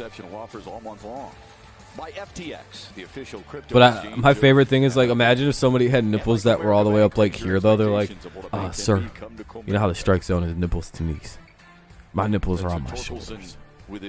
What? Yeah, I had a fucked up thing when I was a baby. And I got mutant nipples. And my strike zone's a little bullshit because of that rule. Can we just do like right here where normal nipples are? He like points to just above his belly button. Can we just do like a normal, you know, like right about where my belly button is? That's where nipples go, right? It's like, have you never seen another person's body? Nah. Shakes his head no. Anyway, for the Red Sox. Whitlock in the pitch. Yeah, I agree, Nathan. That was an ugly ass catch. That was an ugly catch right there. Did he beat? They got it. Dahlbeck, they get the play. Good defense by the Red Sox to make sure they get that play. 1 away. Jared the Yankee. Oh boy. Nathan, are you a Red Sox fan, Nathan? Nice job by Whitlock to cover first base, right? Yeah, that was what I was thinking. If you have no nipples, you just have you can baseball you can't play. For the runner, but Ruse stays with it. Fair enough. How's it going? I think we agree on favorite football teams. It's just baseball teams we disagree on. Quite a big fan of the Patriots. Have been since I was a boy. Of course, that was, in the midst of a dynasty in 2004, but I'd also just say that that's really good pick, really good taste. I heard he might be available late in the game if needed. Remains to be seen. That'll be ball 1 here. In their 0 for 2 so far today, a pop-up and a fly-out. Well, Shep, this becomes a 3-inning ball game. But, baseball teams we tend to disagree on. In fact, the only reason I don't have a blood feud with your baseball team is probably because I like the football team in the similar region. Yeah, desperate. Well, I think they got a wide receiver too in Kendrick Bourne. With an effective 1, I think Bourne's an effective 2. But again, you need the effective 1. Giddy up on that fastball. Or you could do what the Patriots are doing, which is my favorite new strategy: 5 very good wide receiver 2s and 3s, and overwhelm them with guys who need to have some coverage. But if they get open, they're a little dangerous. What are they going to do? Cover 6 different guys who are really good at catching the ball? I don't think so. I don't think they have enough guys to do something crazy like that. To Candy. Looked like he tried to shoot it that way. Something like that, or just hopefully, like, I don't know what they're going to do, man. I'm not really sure what the exact strategy is. We should be all in. If Deebo Samuel's situation's going up, he's 100% the guy we should go get. It'll be ball 4. Let's go. Good walk. Candelario walks, and now Cabrera's up. OBJ wouldn't be bad, especially since we get him back like week 9, week 10, week 11, 12. I don't know. Either way, I think this is a year for us to just kind of, if you're a Patriots fan, it's going to be real rough. Not rough, like bad, but like I'm not exactly expecting the playoffs this year. Let's be very real. Not this year. Maybe next year. Cabrera double would be ideal here, especially since Candelario's got okay speed. Strike one. 0-1. Whitlock. Cole Beasley. Well, we have 5 Cole Beasleys on the roster. 2020. Originally Or the Patriots do. drafted That's the in problem. Is 2017. they need a guy who can get open. And Devontae Parker could be that guy, but he doesn't get open. Birmingham. See, I forget Parker's a legitimate one, but like he's all, it's all fucking physical contact shit. Which is fine, but you can't get injured the way he does to play like that. Hey, what's up, Kev? Yeah, good luck to your Bucks in the playoffs. Do I like the Celtics? I'm indifferent to basketball teams. Like I don't really have a favorite basketball team. I just kind of root for LeBron for the troll of it, to bother Jordan people. And that'll be a foul ball, 1 and 2. I guess I root for the Pistons when they're good. But again, I don't really watch basketball like that. I like to follow the NBA, if that makes sense. Like, I know what's going on in it, but I also don't like watching it. It's the weirdest thing. I don't know how to explain that one. I care I'm like, all right, I hope Cade wins Rookie of the Year. I'm hoping that Booker can win an MVP pretty soon. Like, I have I know how things are going, but I just don't. I can't watch the day to day. 1 and 2, Cabrera. It flies out. 2 away here in the bottom of the 6th, 3-3 game. Runner at first. Yeah, I'm from Michigan. Yep. I'm pretty loyal to Detroit teams outside of football, but I like the Lions. It's just the first team I really seen play football was the Patriots. And my dad was a Patriots fan till like 2000, so like there's a good odds that I was just kind of raised up in Patriot propaganda till I was 7. And then 3 years later, when I watched my first game of football and knowing what's going on, I'm like, well, this Patriots-Panthers Super Bowl seems to be the way to pick a team. So there's a chance I could be a Panthers fan. That'd be a really weird twist. I'm even partial. Like, I have a soft spot for the Panthers because of it. It's just the same way with the Mariners. I don't really badmouth those teams.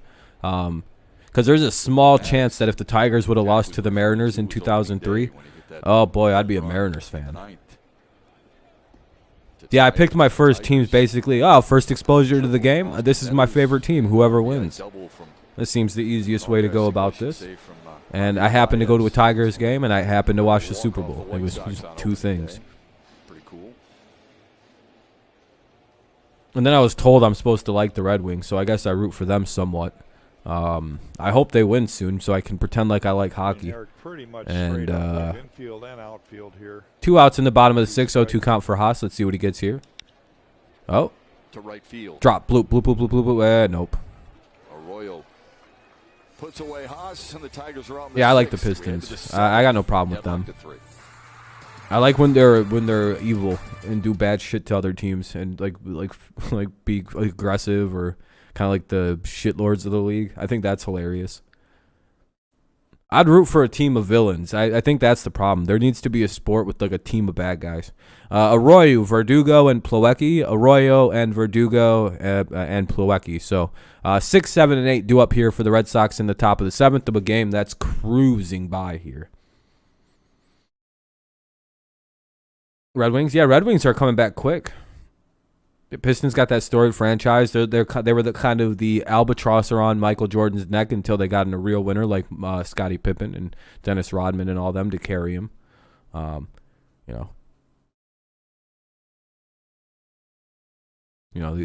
phony legacy of Michael Jordan is what I call it.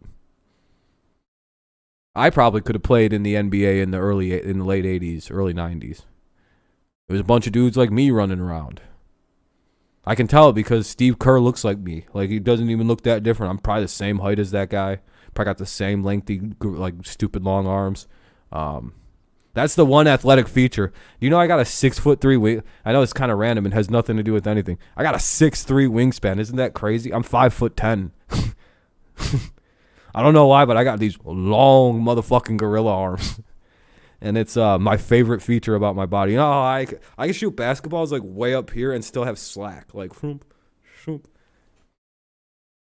I think my growth got stunted or I got gorilla arms. It's one of the two, and I prefer the second one. Sports, politics, and revenge. See, I like Boston sports. It's just I wasn't born there. If I was to move out to the New England region, which is something I've thought about doing as I get older. 06 Tigers were legit. Yeah, so was the 2012 Tigers. That was a fucking monster team. So were all those perennial World Series favorite Tigers teams. That was horseshit. Victor Reyes is playing right field for Robbie Grossman. So Grossman's out and bring in Victor Reyes. Top of the 7th, finally getting started. Joe Jimenez is in. This isn't Jacob Barnes anymore, it doesn't look like. Arroyo leads off the Boston 7th, and he faces a new Tigers pitcher. Ball 1. In a wall-side windows pitching change, Joe Jimenez. They still have all the Barnes graphics up. I'm pretty sure it's not Barnes. Barnes isn't a big Venezuelan man. The Tigers certainly could depend on and rely on if Joe could start getting 1-1 now. He had a decent outing his first time out. And well, Jimenez is looking rough. This means we're about to get Primo Jimenez. Last year, 45 innings of work with a fairly high ERA. Yeah, that ERA was horseshit. It never went down. It worked down from 27 in June. Remain positive. I really don't understand how that happened to him. He was like the only pitcher I've ever seen pitch where he could go like 3 straight days of scoreless innings and it never dropped his ERA. And it was just like, how in the fuck is this? How did he have a 27 earned run average at the start of last year? Broken bat slowly for like a month. Nice play. Great play. And 1 away here in the top of the 7th. So easy, but that's not an easy one. Down to Mickey York. Mick.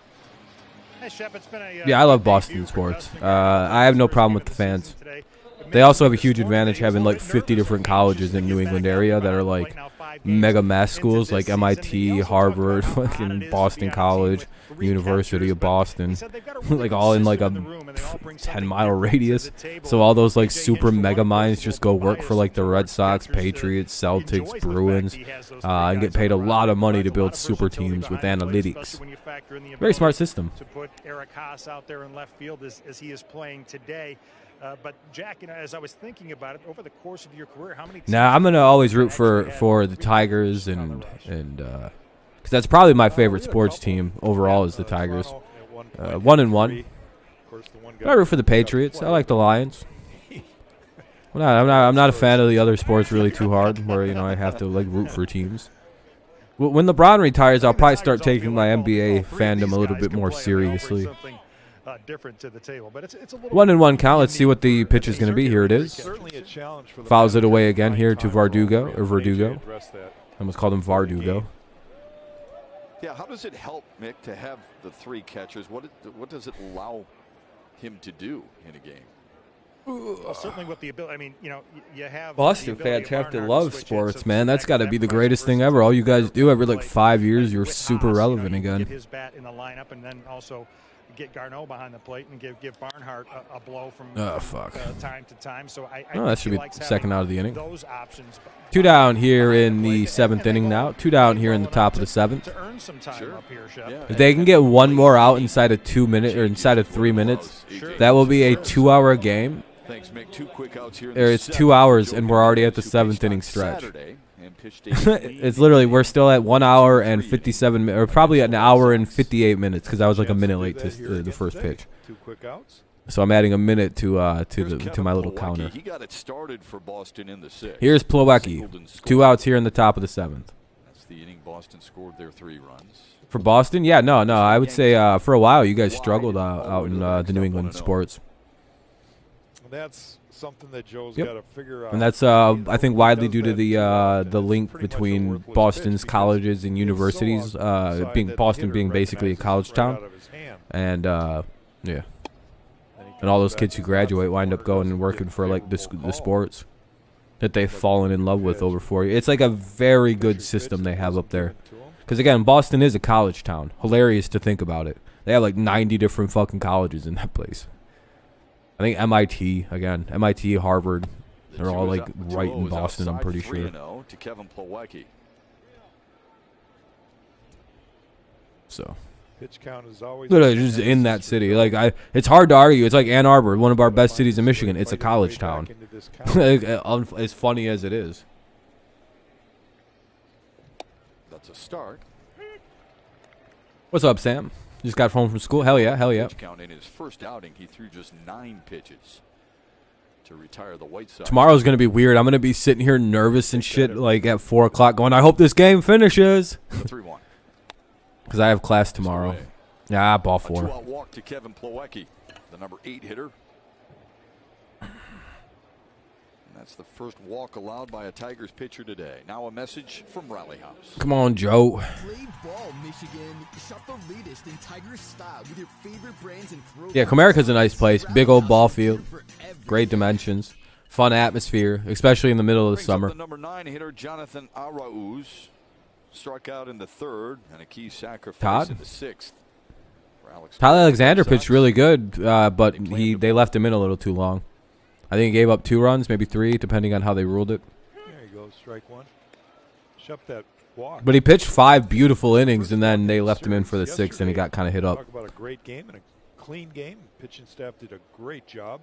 No walks at all. There was nothing better than the first World Series. I would imagine, man. You guys had one of them crazy droughts where you were like cursed. Torkelson got his first career hit, Sam. Double. This one fouled away. Yeah, I think the bullpen's been. Yeah, if you, I feel bad for people who are like probably thinking, all right, I'll get home at about 3 o'clock. It'll be like the 4th or 5th inning.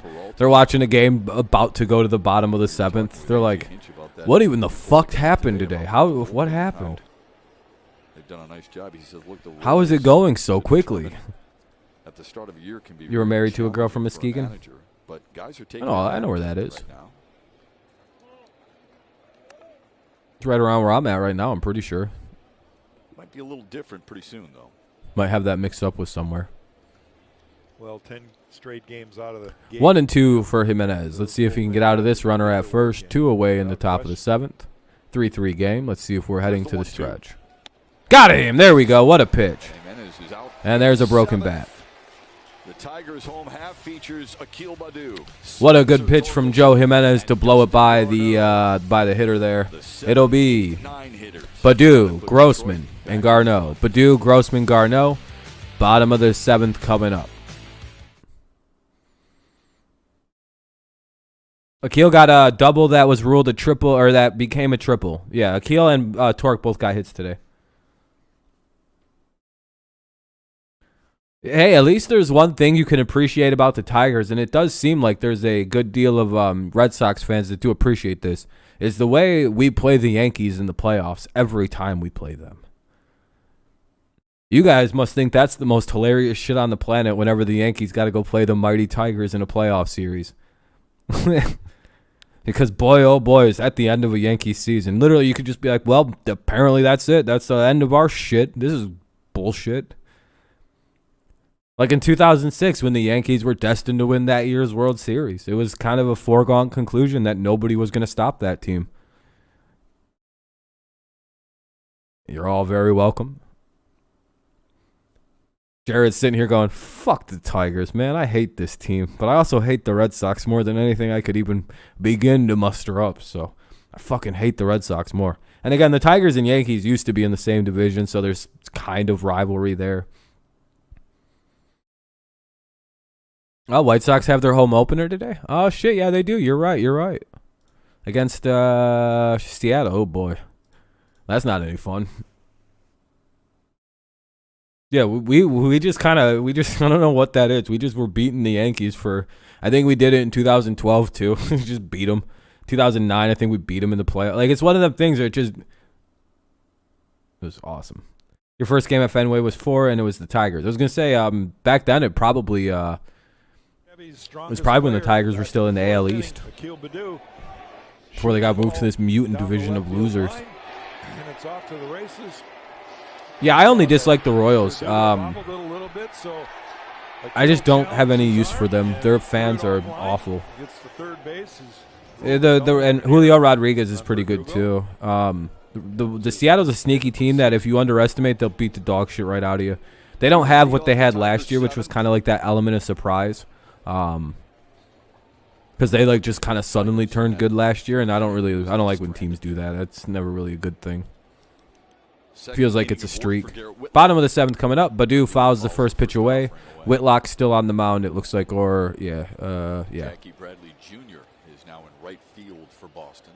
Your Canadians, Dolphins, and Lakers. Oh, those are the teams you hate. Yeah, yeah. I don't. In football, I hate the Green Bay. I hate the Jets and the Green Bay Packers. But the Packers are pretty light in compare. Well, I just hate their quarterbacks. The rest of the team is too garbage to hate outside of one player. Torkelson's up now with one away, and I have somewhat respect for Rodgers. What about the Mets? I don't got any opinion on them.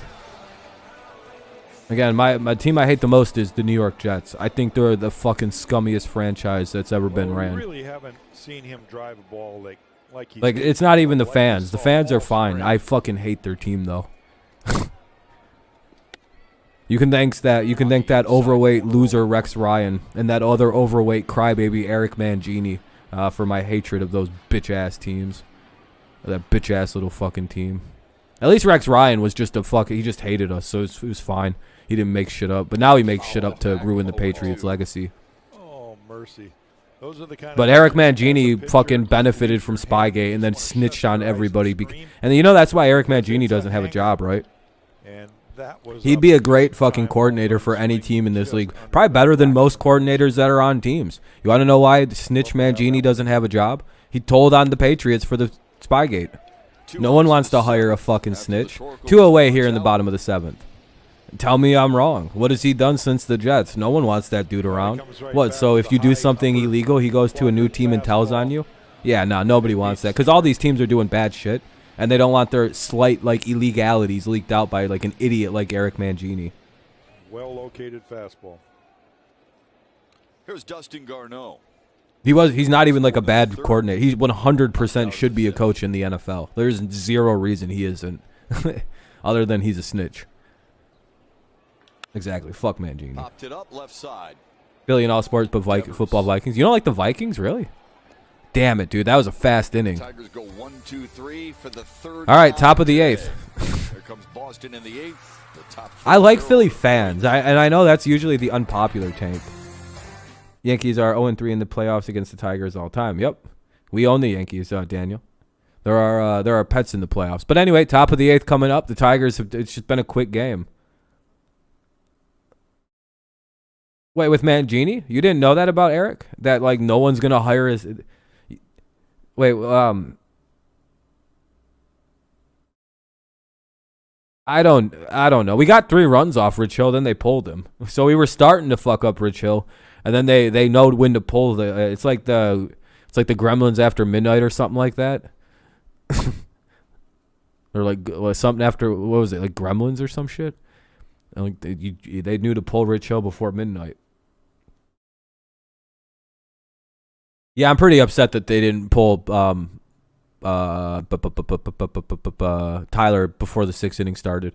I thought after 5 they should have just pulled Tyler. Just pull him. There's no reason to I don't know, not early in the season anyway. Philadelphia fans have I like Philly fans. The Jets and Browns can work together, go 0-17. Yeah, Jets and Browns. Nah, I thought he just snitched. That's it. LOL, no one wants a whistleblower. Yeah, nobody wants whistleblowers. 100%, dude. Yeah, this is snitching. He's a snitch. He exposed Spygate, and he wonders probably why no one will hire him. It's because, dude, think about it, you dumb fuck.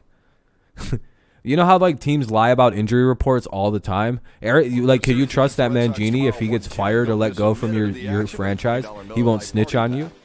No, so why would you hire him?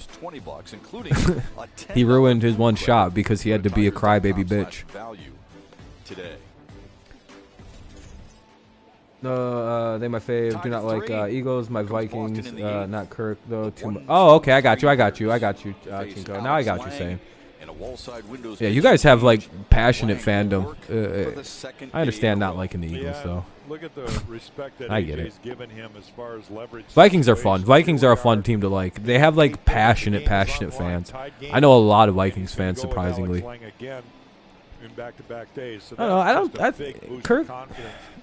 Hope that Alex is it could be a lot. I think Vikings fans don't understand that it could be a lot worse than Kirk Cousins. A great job. Hope the Tigers don't blow it and losing. Yeah, I hope. Bogarts, JD Martinez, and Alex I hope that doesn't happen, Fife. No runs allowed. Gave up just 1 hit. Struck out. Lang is so good, but yeah, he's won me over anyway as a good reliever. Hernandez had an RBI double down the right field line in the 6th. Before Super Bowl 4, what happened, Chinko? Oh, before the Vikings lost all them Super Bowls? Yeah. The Browns?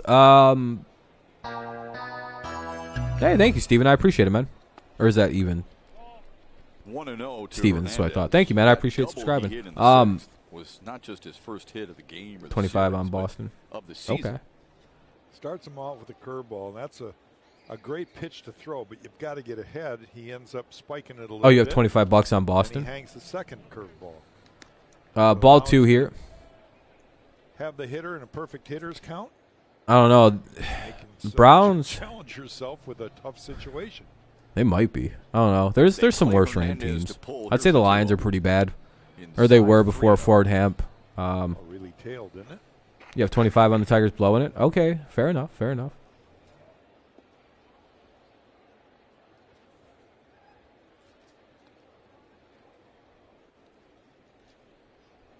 $25 on Boston. No, before they played in first.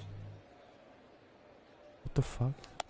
4 straight, and he draws. That'll be ball 4. Lead off the 8th. Down to Mickey York. Mick. Yeah, I'm sorry, Chinko. I'm not following what you're saying, my friend. About Alex Lane, he was quoted as saying he I think I'm screwed up. Behind his pitches. Boston wins, you get 40, you get 49. Exactly okay, there you go. Used, but I had a chance to ask him about that today, and he Same said, thing as I don't like Clippers fans as you don't like Royals. Manifest itself in other aspects yeah, of your life. but I don't like Royals fans because they're a nuisance to the game of baseball and sports. Competition, he wants to win, but their team wins 2 games and they think they're like the best team in the league. Yeah, I was talking runner at first, top of the 8th. Like if you asked a Royals fan right now, to be honest, how they felt, you know what they'd say? We're gonna win the World Series this year. Good mound visit right here. Use your MLB odds boost. There you go. Hopefully you win a little cash. The Lions look like they can go all the way in a couple days. Lions have a very interesting decision. They should trade that 2 pick. We'll see though.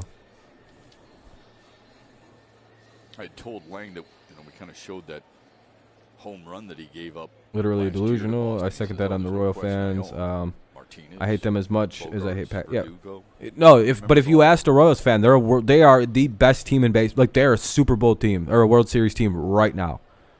They're like we're like the Kansas Jayhawks. We're like the fucking Chiefs. We're like all the teams we have. We're winning all the titles this year. This is title year. Like they claim Kansas for some reason and fucking Missouri, and I hate them, dude. I seen a Royals like they were talking about how the Royals, the Chiefs, and all these Missouri teams, and they're like, and our Kansas Jayhawks won too. Bitch, you live in Missouri. Swung on and missed. And it's fucking whore. Sorry. I'm so I hate Kansas City fans. They claim anything good in the South is a victory. Oh, the Cardinals won. Fuck you. You guys you hate them. Yeah, but Missouri dominance. And they like reject retards, all of them. That's a wild pitch. Hernandez second base. I'm so glad we beat them the last 2 games. Yeah, I'm very glad you guys did that. Pretty conservative, not really doing anything. Yeah, Royals fans are literally embarrassing. No longer did I think that thought. They literally think they're God's gift to baseball. Again, so no, I wouldn't even have drafted Bobby Mid Jr. Booby Mid Jr. I think that was a changeup that he just had a long release to it. He's going to be just about as good as Alex Gordon is long term. Oh, wow. Or if he's as good as Moustakis was, they just won't pay him. Or if he's as good as Hosmer, they're not going to pay him. I've already seen this story with the Royals. Or if it's Greinke, they're not going to pay him. Like a little news flash. So even if he is good, he's there for 6 years, then he leaves. Oh well. That's all we had to worry about with any of these Royals players. Just wait 6 years, and these teams just shed their good players because the Royals are a garbage franchise. Also, I think the Royals are an embarrassment to Major League Baseball. For literally the first 14 years I watched baseball, they were the worst team in baseball consistently. Like the worst fucking team in all of baseball. They'd win like 48 games a year for about 5 straight years. It like was just and they had good they had Zach Greinke and they were just still awful. It's fucking stupid, dude. I hate that team so much. Like, how'd they even fall apart after they won the World Series? That makes no sense. How do you go to consecutive World Series, and then the next year you're drafting in the top 5? Lang doesn't have his release point dialed in yet. That's another breaking ball, but You know what I mean? So like, that's hard to crazy. keep it down that he overthrows it and spikes it into the ground well in front of home plate. Again, I'm kind of a hater, though, so. They have good pieces. It's just, fuck the Royals. Anyway, full count here for Bogarts, or Devers. Hopefully we can get out on this guy. Garneau not on the same page here, so he wants to make sure we have verbal communication. Let's get it right. I like that trip, too. Bring back the Expos. What team would we get rid of? Yeah, you can't doubt it. Yeah, they got a nice stadium and they have a decent history as a team for like the couple years with George Brett or whatever. But like, I'm sure Alex Lang. I just don't like him. Doesn't necessarily even. Oh, you need to win $200. Hopefully we can get him out and he has to bat in the ninth or something. Runner at second, nobody out, full count. We need a good pitch here from Lang. Here's the payoff. Ground ball up the middle, base hit. Well, it'll be 4-3. Go ahead run scores. Baddoo couldn't handle it in And Baddoo has an error in center field. Boston has their first lead of the day. A 2-out single or a no-out single turns into a double because of bad fielding, and here we are. Shortstop, so Devers finds that I think the Royals for my Phillies winning the World Series around the Pine Tar years. Because of a bobble by Baddoo. No, there you go. Change up away. Devers hits it right off the end of the bat, but he hits it sharply. Then Baddoo charges it, hits off the heel of his glove, and 90 extra feet given to Devers. Saying people are good. This happened yesterday with Manning, and he gave up the home run the next pitch. Fair enough, Sam. RBI single. An error allows Devers to move to second. Still nobody. Not really blow it. Like, I have a very strong disagreement on the way blowing a game is used in sports. Like, what about a 3-3 game is blowing anything, or a 3-0 lead in base? Is that like a final score lead? Like, I'm very confused on that. Like, is 3 runs enough to just guarantee a victory in baseball? What seemed to be is that really a blow? Is this a blow it situation? Not really. Like, maybe if it was a 6-0 lead and they blow that, like that's probably the correct use of the word blowing a lead. Even then, they scored all their runs in the third inning of a baseball game. 3 in the third, and then Boston with 3 in the sixth, and then the go-ahead. Is it really blowing anything if you just stopped scoring and the other team scored 1 run an inning the rest of the way through and won by 5 runs? Not really. Check swing back to Lang. Good awareness to check back Devers. That's my point. I just don't consider it a blown lead at all. Like, when it's this close of a score, but like 6-0 lead and they give up the runs in 3 innings, yeah, I'd be like, they blew that lead open. Yeah, I don't disagree, Michael. I don't disagree. I don't like this pitcher that we put in. I'd have put in a Fulmer pitch yesterday. Fuck. Nathan Eovaldi for the Red Sox. Shit. We got an out, though, so that's good. Join us at 12:30 with Tigers Live. John Keating and Craig Monroe. Maybe walk J.D. Martinez here. I can tell you that it's never easy facing your old team for the first time. And he's got I'm a little concerned, but we'll see. He's got a friend that Save op is gone after 3 runs, then blowing it should be thought of until a lead is lost or over 4 runs. Well, it's not really a safe situation in the top of the 8th. Like I also think like any run of a save is blown. I had Cecil Fielder. Like I get what you're saying. Like if you have a lead and you blow and you lose that lead, is that technically blowing it? I mean, I guess like kind of, but it's also like it's not like all the runs came great. Like it's been a gradual loss of the lead for the Tigers. So brothers, Christian Vasquez, one of them, Bogarts and Devers. I don't know. 2 others that he specifically mentioned. But he was loose today. Yeah, that feels like a blown lead. It was when you're up 7 runs after, and then you just give up 10. It's just that to me is more. I guess I have just a weird perception of the word, because I feel like it's fucking hit him. Oh, that hit him. That hit him hard too. Oh. Yeah, I appreciate everyone tuning in. By the way. AJ's gonna go out and get him. Yeah, but again, I understand like the idea of like I understand the blown lead thing. I get it, but like, and I'm trying to like decompress on having such a hard line stand. They pulled Lang, by the way.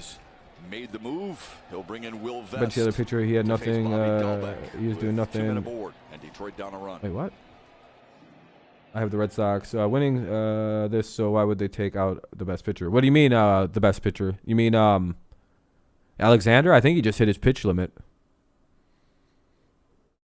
Yeah, hit him right in the hand. Oof. What would you call it? Just giving up the lead. Like, that's all. You just lost the lead. Not really blow it. There's no, I don't know. I guess the way with like leads and blow, I always associate like a blown thing with like it being a save situation.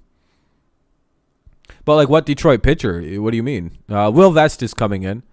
Which the starter? The starter gave up the 3 runs. I'm not. If you think 3-0 is a safe lead in baseball, you've literally, this is your first year watching baseball. Welcome to baseball. It's average score is like 6-7, probably 5-6 or something like that. Maybe 5-4 for a winning team. Yeah. I mean, there wasn't, I guess they could have left Jimenez in for but like Jimenez is a 1-inning guy. Alexander is kind of starting to get hit, so I don't know. It's all right.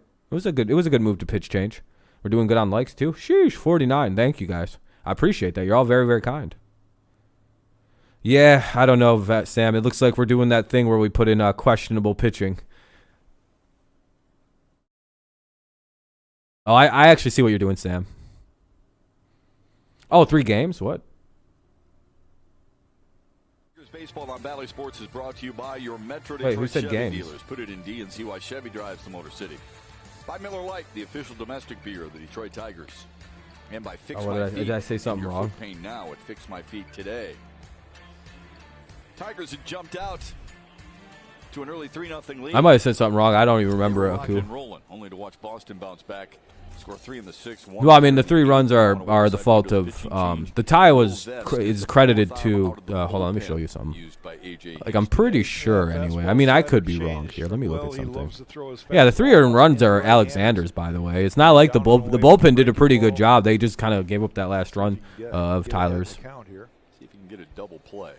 No, 3 runs. 3 is nothing. It's like not a big lead in baseball. Especially when like they average, I think it's 5 or 6 runs a game for most teams. Led off with a walk.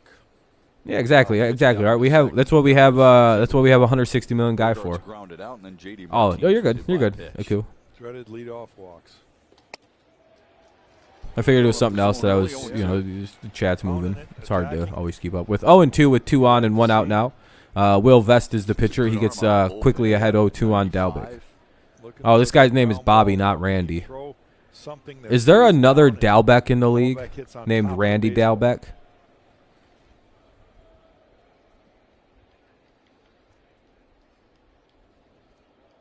Here's the 0-2. Good pitch.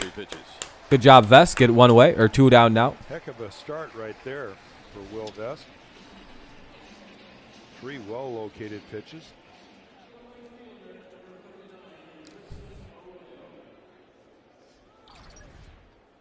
Comes back with the slider. You see the downward plane. Oh, it's Randy Dobnak is who I'm thinking of. Never mind. All right, I'm thinking of Randy Dobnak. That weird Twins pitcher that had like a Fu Manchu and wore sunglasses and shit. A complete clown. Missed outside. Vest. Hell yeah, Diego. Second appearance.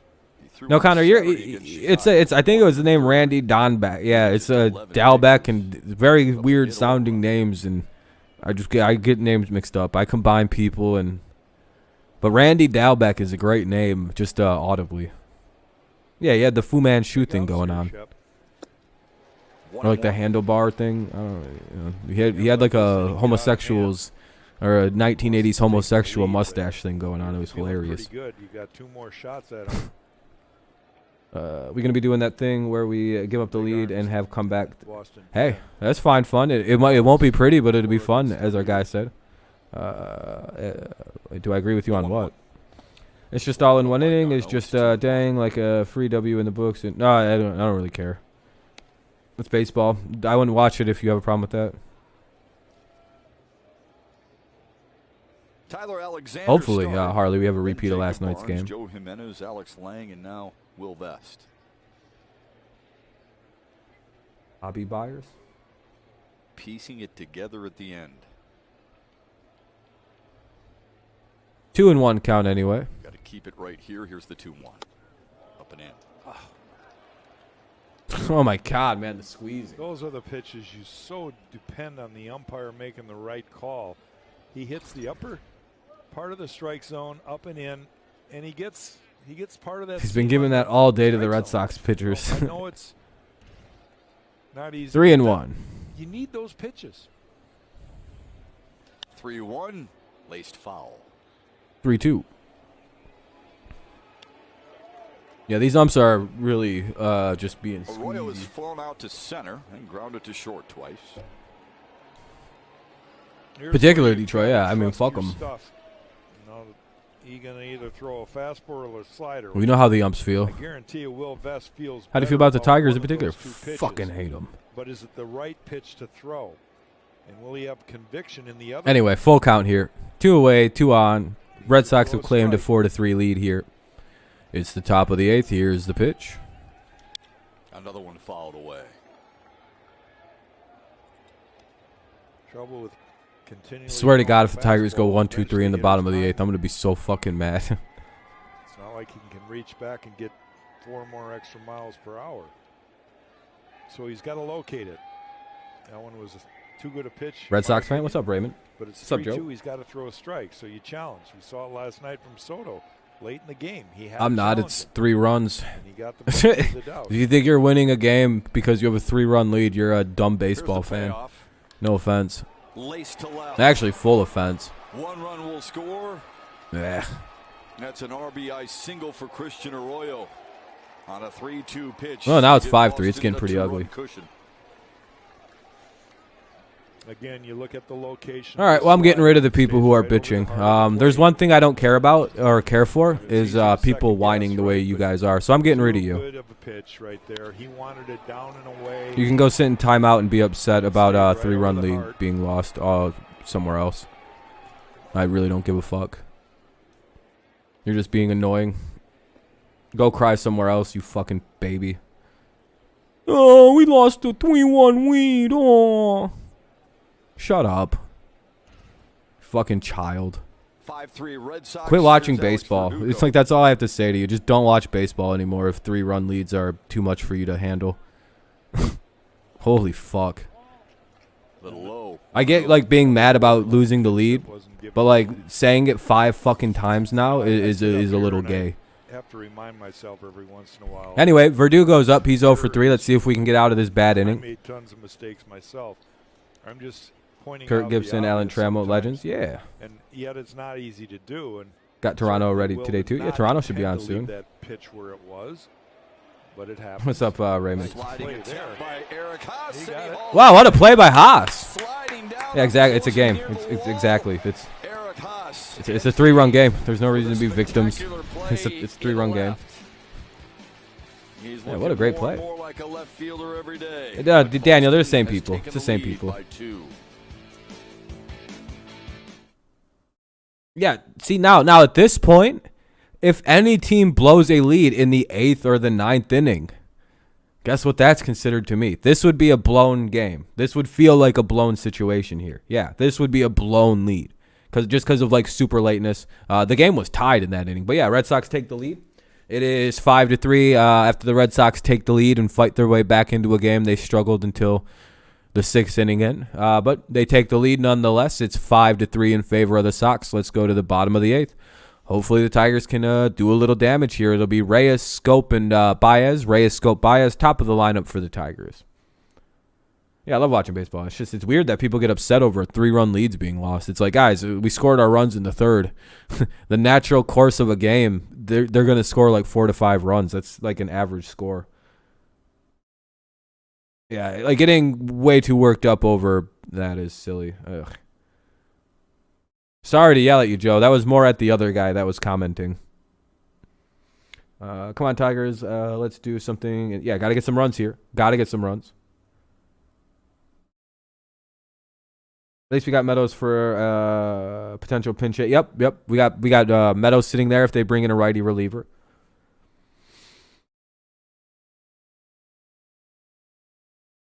Yeah, his pitching management is still not the greatest. That's something that even was a problem in Houston, I would say. For some reason, he just like can't manage the bullpen, or sometimes he's like weird with the bullpen. Like yesterday, he utilized it perfectly. And today he's felt weird with it.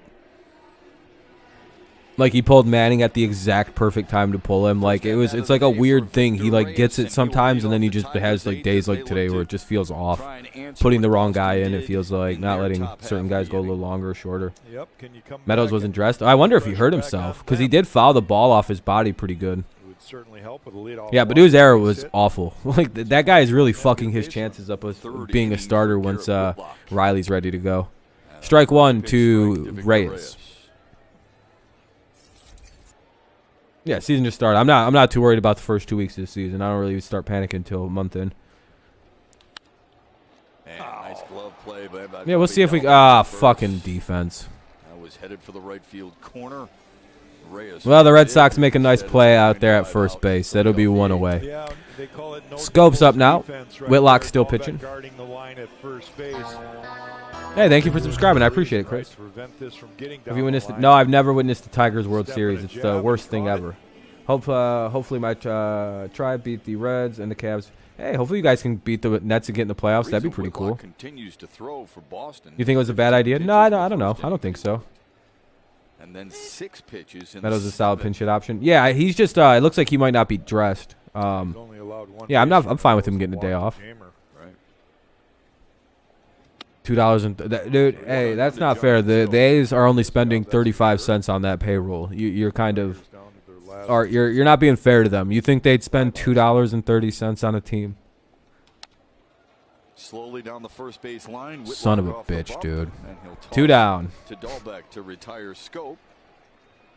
Tigers were picked. I seen most predictions having the Tigers at high 60s to mid 70s. And that's where they were last year. So a lot of people are saying the Tigers made no improvement from this last offseason. Is what they're saying when they make a statement like that. It's, you know what I mean? Like, I've seen most things have us at about 73 wins, and it's like, well, we won 77 with a far worse baseball team last year. So you're saying, despite adding like fucking 43 WAR in player improvement, we're not an improved baseball team? Okay. It's a wild statement to make. We go 1, 2, 3. Fucking bullshit. It's the last thing we needed to do right there. Oh man, I've literally watched my Patriots win 5 Super Bowls, right? I've watched 5 Lombardi trophies get lifted. I've watched the Pistons win titles. I've watched the Red Wings win multiple titles. Do you know how much I like? As a fan, I just want to watch the World Series win, man. That's the one I want the most. Literally, I could retire from my fandom, hang up my jersey in the rafters as an all-time fandom. You know, not many fans go through the winningness that I go through at such a young age of fandomness. Like acting like I'm like a primo athlete.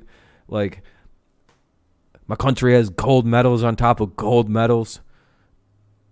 Plus LeBron's 4 titles that I root for. The Pats? Yeah, I watch every game.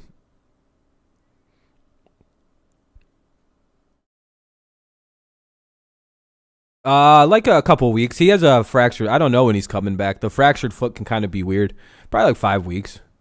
I think they said when they had the like recheck-up on it, he's healing like in the 6 to 8 week range is what I remember last seeing about it. By the way, it's top of the 9th coming up, 5-3 Red Sox lead.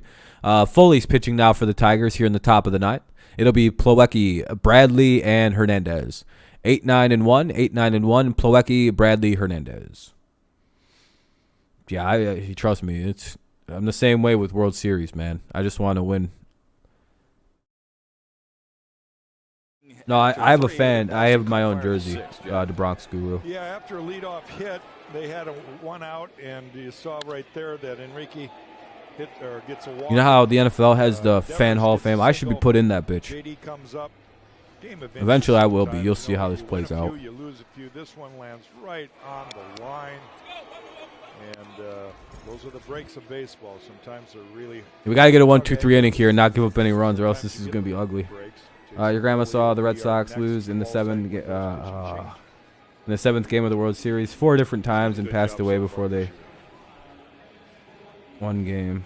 Oh man, you got to feel for like there's generations of Cubs fans that just lived and died without ever seeing any success, and then like they won a World Series out of nowhere. Saturday and Sunday against Chicago. And he faces Kevin Plowecki. I would say the Tigers are pretty good, but they're still, they're young. They're all potential. I guess you could say real good. Yeah, fair enough. Tigers are in like a year from now. I don't think that's true because I think the Royals and the Tigers are in really good positions as long as they don't fuck it all up to be really good teams next year. I think the Tigers are already borderline playoff team. That'll be 1-1.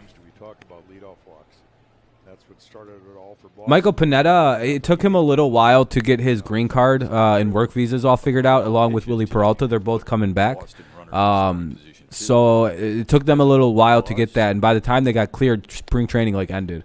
So they're like doing like a quick like 2-3 weeks of like stretching out and getting like simulated starts in and trying to like get their arms loose really quickly to get up. Born and raised in Detroit, grew up going to the stadium, inaugural season at Comerica Park, seeing that, hold there for a few years. Yeah, exactly, man. You know the feeling. The World Series is way sweeter than everything. Feels like a more important thing, and that'll be a long fly out, one away. Yeah, exactly. It's I think it hit off the end a little bit. Seeing that World Series title, I'd be happy as it can be.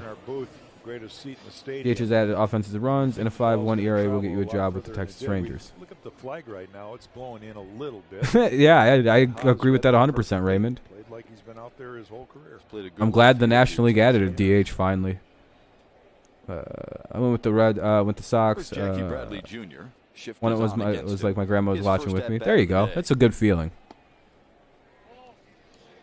Hell yeah, Diego. Hopefully we can get out of this inning. Harder to work for. Yeah, baseball is the hardest one. That's why you don't really see guys going back-to-back or anything like that, or like real dynasties popping up outside of like the Giants. And that was an accidental dynasty. It's 5-3 in favor of the Red Sox. Top 9, 1 out, 2-0 count for Bradley Jr. Bradley started yesterday's opener and went 0 for 3. Had 3 ground ball outs.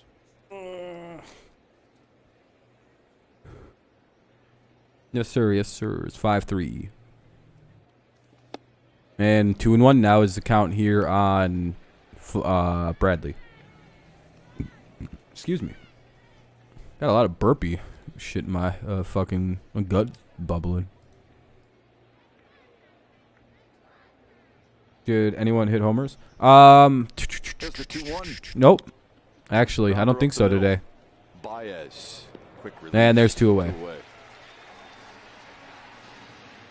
Not really. They just came back. Don't miss out on the Iran the D5K at Comerica Park on May 7th. Run through the city streets. Again, if our 3-0 lead had started maybe like not in the 3rd inning, maybe there'd be more agreement.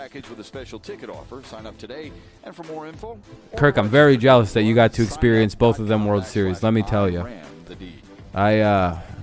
I've done that walk, by the way, the kids getting to run the bases and like doing the outfield stuff. Has anyone else gotten to do that as a kid? That was my fucking favorite thing about going to Sunday baseball games. I was like, oh, we get to ride the Ferris wheel for free. Get to go on that fucking carousel for free. I didn't go on that because it was for babies. But then you got to run the bases after the game and feel like you're fucking king. The 0-1. Oh shit, that's foul. Field, but way foul.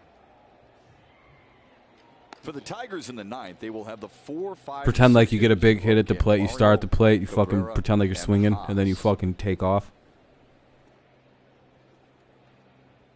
Yeah, that's awesome. Comerica Park rules. It's a great place to go watch baseball. 0-2, 2 outs here in the top of the 9th. It's a 5-3 Red Sox lead. Tigers gonna have to walk this one off if they're gonna win. Gibson, yeah, Gibby was on the 84 Tigers. Yep. He was like the hero of the 84 Tigers. I remember running the bases when I was like 6 or 7. Yeah, it's literal. Yeah, it's you literally feel like the king. It's like I do it now. I just pretend like I'm kind of retarded. Yeah, hello, my name's Rom. strike zone rather than the bottom part. No one ever says shit to me. And I don't know. Just kind of come in with a little bit of a, make a face and run in there. The right field line and into the corner. Fuck, man, another fucking double. Hernandez with his second double of the day. Yeah, Comerica rules. 2 outs here in the ninth. I love him for the '89 World Series. You're a Dodger fan? Oh, okay, there you go, Art. Yeah, that makes sense. He's a hero to many teams, and now a hero to anyone who's got Parkinson's. This man's doing quite a bit for his conditions that he's got. Yeah, I would like to before they close it and go to a new stadium. And you know what sucks is like that's probably coming sooner rather than later. When's the lease on Fenway end? Like, and I hate that. I fucking hate that Fenway's gonna eventually go down. I hope they just bring the wall over from Fenway. Just be like, all right, we're still gonna have a giant ass green wall though. I know, man. I know it is. But like the way everything's going, that fucking stadium doesn't have long left. I don't know. Baseball stadiums tend to like keep going because you can kind of renovate them.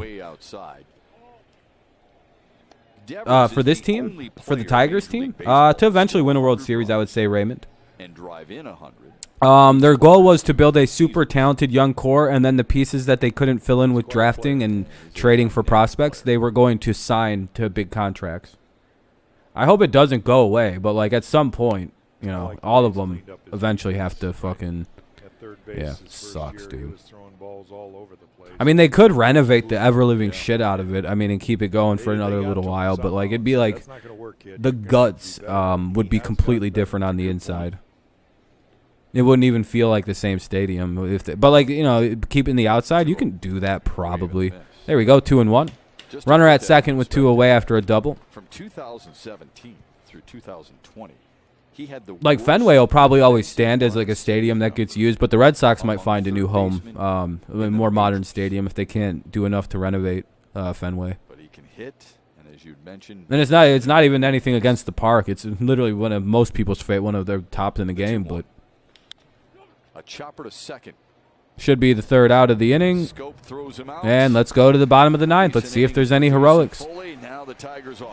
Maybe they should have brought Foley in the eighth. I don't know. Miguel Cabrera and Eric Haas, are they up to the all right. Candelario, Cabrera, Haas. Candelario, Cabrera, Haas here in the bottom of the ninth. Let's see if we can get to this Red Sox closer. Depressed Tiger Fest? No, we're fine. Tigers are fine.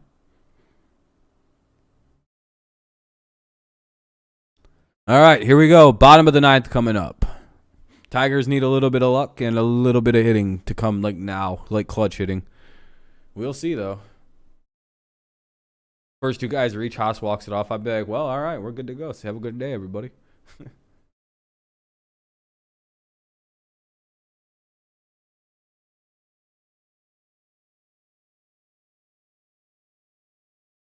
So, I have a new theory about why college enrollment is dropping. Like, again, there's other reasons, but like, okay, so you guys know how that's happening and like everyone's freaking out about it, like talking shit. Like especially at my college, it's like the biggest thing in the fucking world. Like, do people not realize the size of the difference in the size of the generations that they're trying to compare? Like, they're comparing the millennials, who were the largest generation in American history. I don't think there's ever been more people than millennials. Maybe the boomers have. It's very equal numbers. Right, and almost every millennial basically went to college, whereas then now you have Gen Z, which is a microscopic generation in comparison of size, and like, you know, if 50% of those go to college, it's already like a tenth of what went to college for the millennials. So it's like, I don't know if tuition or if enrollment rates are really dropping, or if it's like there's just not enough kids. Like this isn't a huge generation of people, Gen Z, like the Zoomers and shit. Whereas millennials were the largest. Of course, like all those college numbers were going to feel artificially really fucking high for those few years, for the years that the millennials were in college. But now that it's going the other way, the numbers are naturally going to go back down. I don't know. Seems like logic to me. Smaller generation, college numbers go down. I don't know. Maybe I'm overthinking it. I'm sure it has something to do with people just don't want to go to college or something. Even though it's always only been like 30% of people that go to college anyway. It's just 30% of people from a gigantic generation is a lot of people, as compared to 30% of people from a generation a quarter the size of the one before it is going to seem a lot smaller. It's just simple. But one away here in the bottom of the ninth. You had a concessions at Comerica and your cousin worked for this week. Oh, that's pretty cool. I've often wondered how, would it be fun to work at Comerica? Would it be stressful? Seems like it'd be very stressful. I think the Tigers might win the World Series soon, but my Sox. I would say the Red Sox have a better, I don't know. Dave Dombrowski kind of fucked you guys up in a little bit. Somebody was trying to tell me that Dave Dombrowski was a great GM. And it's like, I think they might have been a Phillies fan or something trying to tell me. Or no, they were a Tigers fan saying it was a mistake to fire Dombrowski yesterday. I'm sure you Red Sox fans don't agree with me that, no, getting rid of Dombrowski, despite what he did for the team, was the right move. That guy gave out hilariously bad contracts and destroyed your minor league system, didn't he? The singing concessions worker? Yeah, I always like stuff like that. Probably not very strongly, but I remember it. 2-0 is the count for Cabrera. 1 away in the bottom of the ninth. Let's see if the pitcher has any balls. Whitlock's still pitching. That's crazy.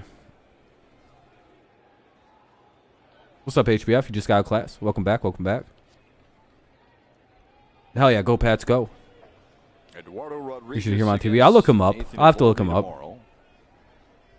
12:30 with Tigers Live. 1:10 first pitch here on Valley Sports. 2-1. He was terrible. Yeah, that's what I mean. Dombrowski may have won, but he's like, he won them a World Series. Yeah, he almost won the Tigers a World Series too, and they fired him. He won, but like that's an example of how bad of a GM he was. The man won a World Series and they fired him because they looked at their team and their roster and their fucking minor league system that used to have great stars in it and went, "What the fuck happened? I got rid of them all." For who? For like a 38-year-old? Oh no. Oh fuck no. What happened? You're gone. And now Philly's going to have the same thing happen to him. I'm surprised Bohm hasn't been traded, in all honesty. Full count here. Cabrera strikes out. 2 down here in the ninth. Whitlock is just fucking destroying us right now.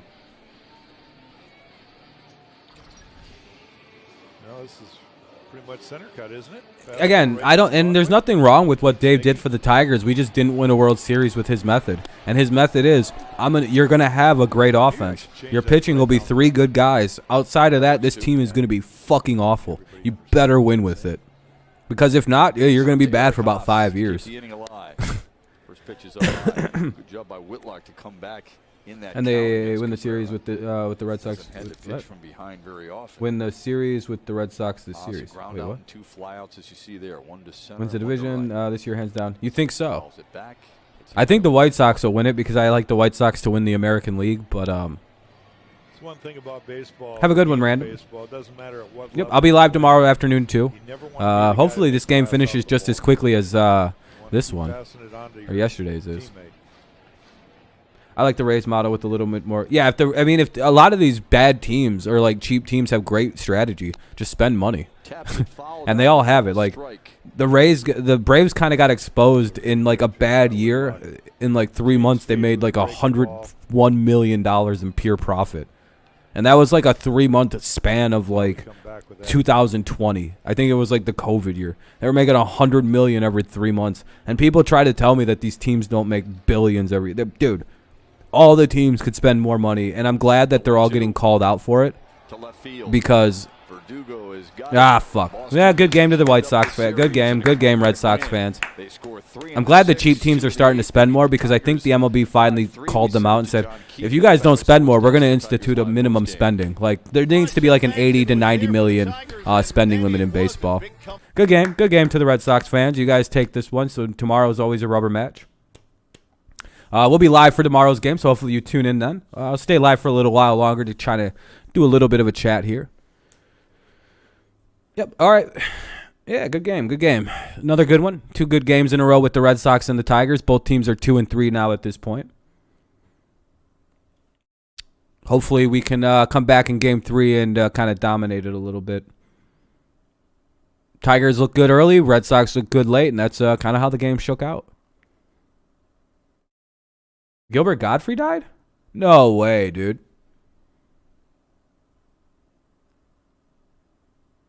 Angels? Who are they playing? Oh, thank you guys. Thank you guys so much for tuning in, by the way. I hope you guys tune in soon. Yeah, it's still 4 o'clock too, which is really nice. I can still go get quite a bit done. What are the Angels record wise? Who are they playing? What the fuck? Miami. Yeah, they'll win today.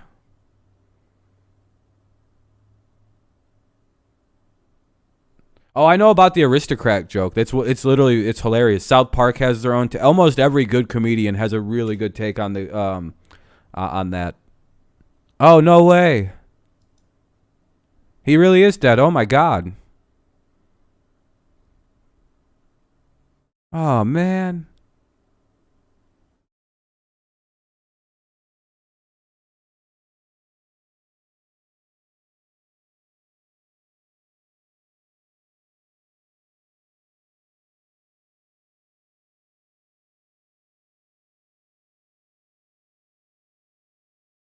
Man, that fucking sucks.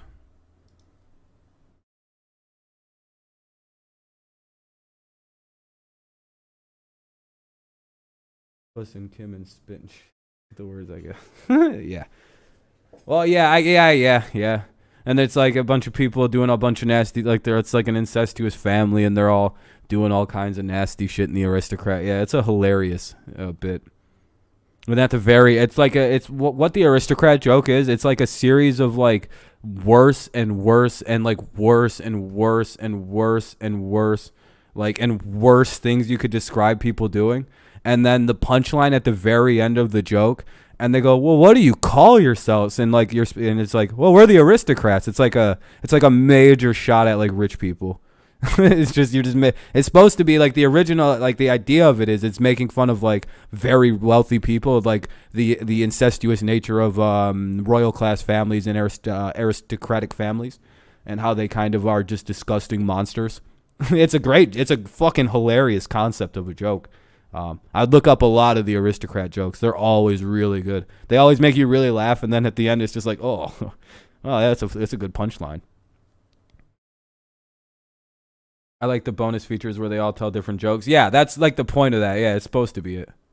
It's only like 8 minutes. Look it up. I'd play it, but I don't want to get any kind of copyright claims. I'm already gonna have to deal with probably Major League Baseball somewhat, like I do on most streams. Blech. I have to like take out very certain portions. Yeah, it's a very edgy thing. If you want some real funny comedy, just look up the Aristocrats. There's I think a whole DVD where they like made a movie about it. It's a great long standing. Any good comedian should have like a take on that, in my opinion. And they all do. Literally all of them have like a version of that joke. Because as soon as they hear the concept, they can't help themselves. It's like a hilarious thing to talk shit about. No, that's the Aristocrats Cats. The movie. Oh yeah, okay, yeah. I mean, there's all kind. I mean, like I said, there's almost a lot of people have their own version of that like joke. I mean, South Park did a version of it. Like, there's a South Park Aristocrats joke and yada yada yada. That's probably where I heard about it, was South Park for the first time, and then I looked more into it. Yeah, I know it sucks. Gilbert Gottfried passed away. What a sad moment. Oh no, you can't do that joke no more. Well, you might be able to get away with that joke now. Especially if it's just, Yeah, I didn't like the way that the game ended. They got lazy toward the end. You tried to do one, but I thought of a better ending the second after I ended. Yeah, see, that's the problem. You always think like better as like, God damn it, I missed one good one. Yeah, there's some really funny. I'm going to have to look up a lot. I'm going to be watching Gilbert Godfrey stand up now. And you know what the best thing is? Is like no one really truly knows what his real voice is. He went to the grave with that motherfucking voice. And you got to respect Gilbert Gottfried for doing that. Because I'd have gave up that voice like 30 years ago if I was him. I'd have been like, well, I'm famous as fuck. I'm done doing that shit now. This is my real voice. I'm from like Illinois. I don't know why you think any human being would actually sound like that.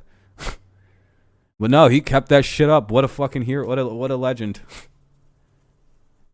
Sucks that he's dead. I actually quite enjoyed that guy. Hey, thank you for subscribing, Potato Cakes. Yeah, it just feels weird. Like he's got a real voice. It's not like as like I think it's more like nasally, of course. I'm pretty sure it's like it's a put on though. Like obviously some of it is, but like it's probably very nasally though, because I mean he is I think from like the North Midwest or whatever, where some of them people just sound like this. All I do is talk through my nose, man. Have a good one, Charles.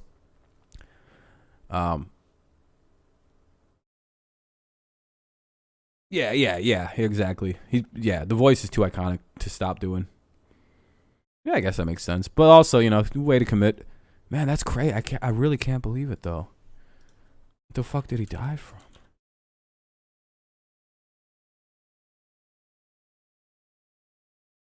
Long illness. Oh, he had a long-term illness.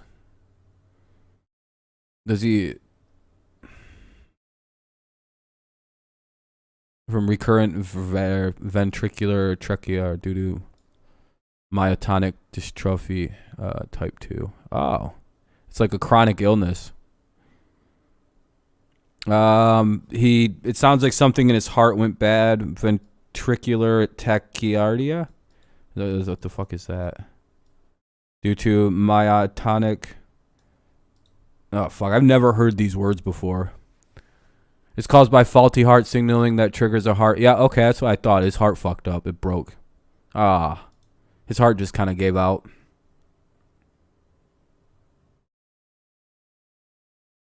Was in problem trials too. Yeah, no, Tigers weren't able to win. Yeah, there's like a small sliver of that. Yeah, you're right. Oh, man.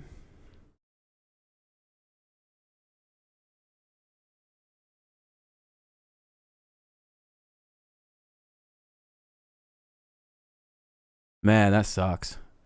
I think he's got like young family members and shit too. Like he's not like he didn't have like an old family.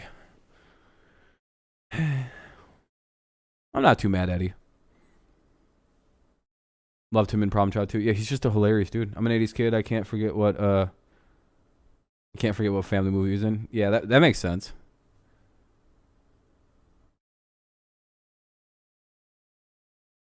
See, for me, he was in Aladdin.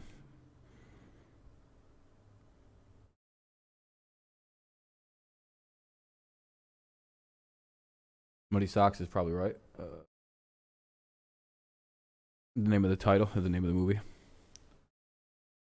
Yeah, I don't get too angry at like close losses early in the season. I'm fine with this. It is what it is. Once our bullpen's a little bit more right, like we actually have the real bullpen pieces and not like, random ass people in there, it'll be a lot better. I'm very confident once we get Chafin going, once we get Peralta in there, once we get Tyler moved into the bullpen where he belongs. See, do you see where the issue with Tyler Alexander comes in? One or two times through a lineup, he is very good to have pitch for you. But the second that third time comes through, they just start teeing off on the guy. So it's one of them like weird situations with Tyler where you're like, what do we do? He's a good reliever. Yeah, as long as, if we can tread water through the first 80 games of the season and finish around 500 at that point, we can make the playoffs with that. A lot of good coaches say you just got to go 500 for the first month of for the first half of the season. For 80 games, go 40-40, and then the rest of the way that's when you gotta really fucking bust ass and make the playoffs. That's a more older school thought, is the first 80 are pretty useless. I automatically just say you're gonna give yourself 60 losses and then go from there. Like when I worry is right around 60 losses. That's where I'm like, fuck, this is gonna be a hard season. Because that's to me the worry zone. Between 50, probably right around 50 losses when you start going, all right, well, we got to You gotta start doing something. But see, I have a long way to go before I worry. You see how that works? And that's probably a better philosophy, by the way. You can pencil in, because you're not going to win 100 games every year, so 60 losses is pretty reasonable.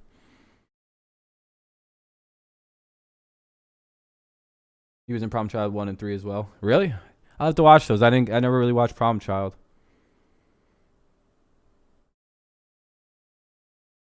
There you go. Potato, by the way, check in the pinned comment, my friend, and you'll find everything you're looking for. There's a site that we use. It's really, really good and really safe, it appears. You can watch whatever game you're looking for. The site, you just there's like a select game thing, and you just click at the top, and it brings the games up. And then you click on that, and yeah. The only reason I spread this and oh, you need commentary? Yeah, oh, yeah, fair enough. I'm just saying, like, in case I'm not ever live, in case you want to watch other games, those, yeah,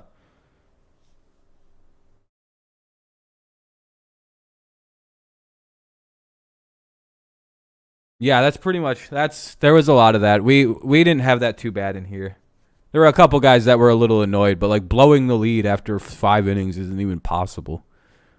Like, if you lose the lead before the 7th inning, I don't even think that's, like, a thing. It's like, yeah, that's called the ebbs and flow of a baseball game. Like, huh? Trying to apply other sports logic to baseball is really, really silly. Yeah, literally, it's baseball. That's baseball. Literally just giving up runs until the 7th inning is part of baseball. Some days it goes your way, some days it doesn't. Hey. You know what I mean? Yeah, it's not a 10-game season where every game matters. I swear the biggest problem for baseball is football fans, because like it's the same group of people generally, and football fans, like, their emotions are correct if there was a 16-game regular season. Like, yeah, 1 and 3, 2 and 3 as a start isn't good if there's 16 games, 17 games. When there's 162, a 3 and 2 or 2 and 3 start is statistically irrelevant. You know? Like, I get it, because a lot of them watch football and they're putting it. Yeah, exactly. Every 10 games is the equivalent of one of theirs. So, like, you could see where they're stressed at. Like, sure, if you wanted to take baseball in 10-game stretches, like, that would probably be even a little fucking way too often. I almost go 2 month to 2 month to 2 months. Really, month to month is a way to evaluate a team at a really good clip, to see improvement, disimprovement. It avoids, like, streaky weeks and shit like that. So, you know, I like the month to month to month.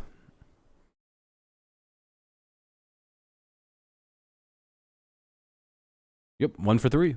Only sport where hitting succeeding 3 out of 10 times is guaranteed Hall of Fame. Any other sport, you're not even playing the game. You're literally me if you do 3 out of 10.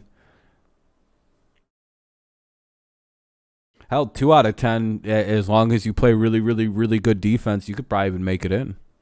It's like 280. Easy make it in. But all right, though, guys. I think I'm going to start to wrap her up. You know, we hit 3 hours on the stream. It was it was a good effort, but we fell short. Our bats went dead silent again after being pretty lively early in the game. That's why I love Ted Williams in The Natural. Yeah. Yeah, thank you, guys. I appreciate everyone coming out. Thank you for all the likes. It was a fun stream. I enjoyed it quite a bit. I always enjoy the fun chats. Let's see. Tomorrow we'll be live for the Tigers game. Hopefully we can get all of it in, but I have class at 5, so I kind of have to be, like, really quick out tomorrow afternoon. So it'll be like, I'll be like, I'm live, and then as soon as that ends, I have to leave. Has YouTube been giving anyone any issues? Like, in what aspect I can help you out? Like what issues you having? I always have issues with YouTube when I'm streaming. Well, not always. It's been pretty consistent the last couple days anyway.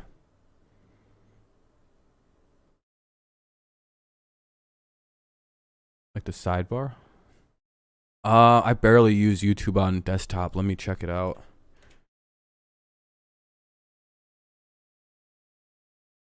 Yeah, it's gone. Yeah, YouTube's all screwy. Okay. Yeah, it's gone. Yeah, I can't click either. I have a second account here too. If that makes you feel any better, is it doing this for you as well?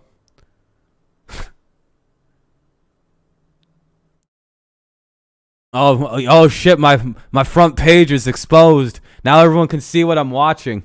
Oh no. Oh no. Rob exposed. You got Rogan. But see, you'd be very confused about what I'm watching. You see the Joe Rogan clips. There's the Destiny clips. And then out of nowhere, it's Come Town. It's fucking as left as it gets. I just like funny stuff. If you've never watched Come Town, that's a really, ignore the name. It's a very funny show. No, it's good. It's all good, AJ. There's nothing good. It's literally the most bland YouTube experience you'd ever you'd think. You'd be like, oh, of course he watches only political shit. That's the weirdest twist I've ever seen coming. I didn't expect a guy who shits on politics.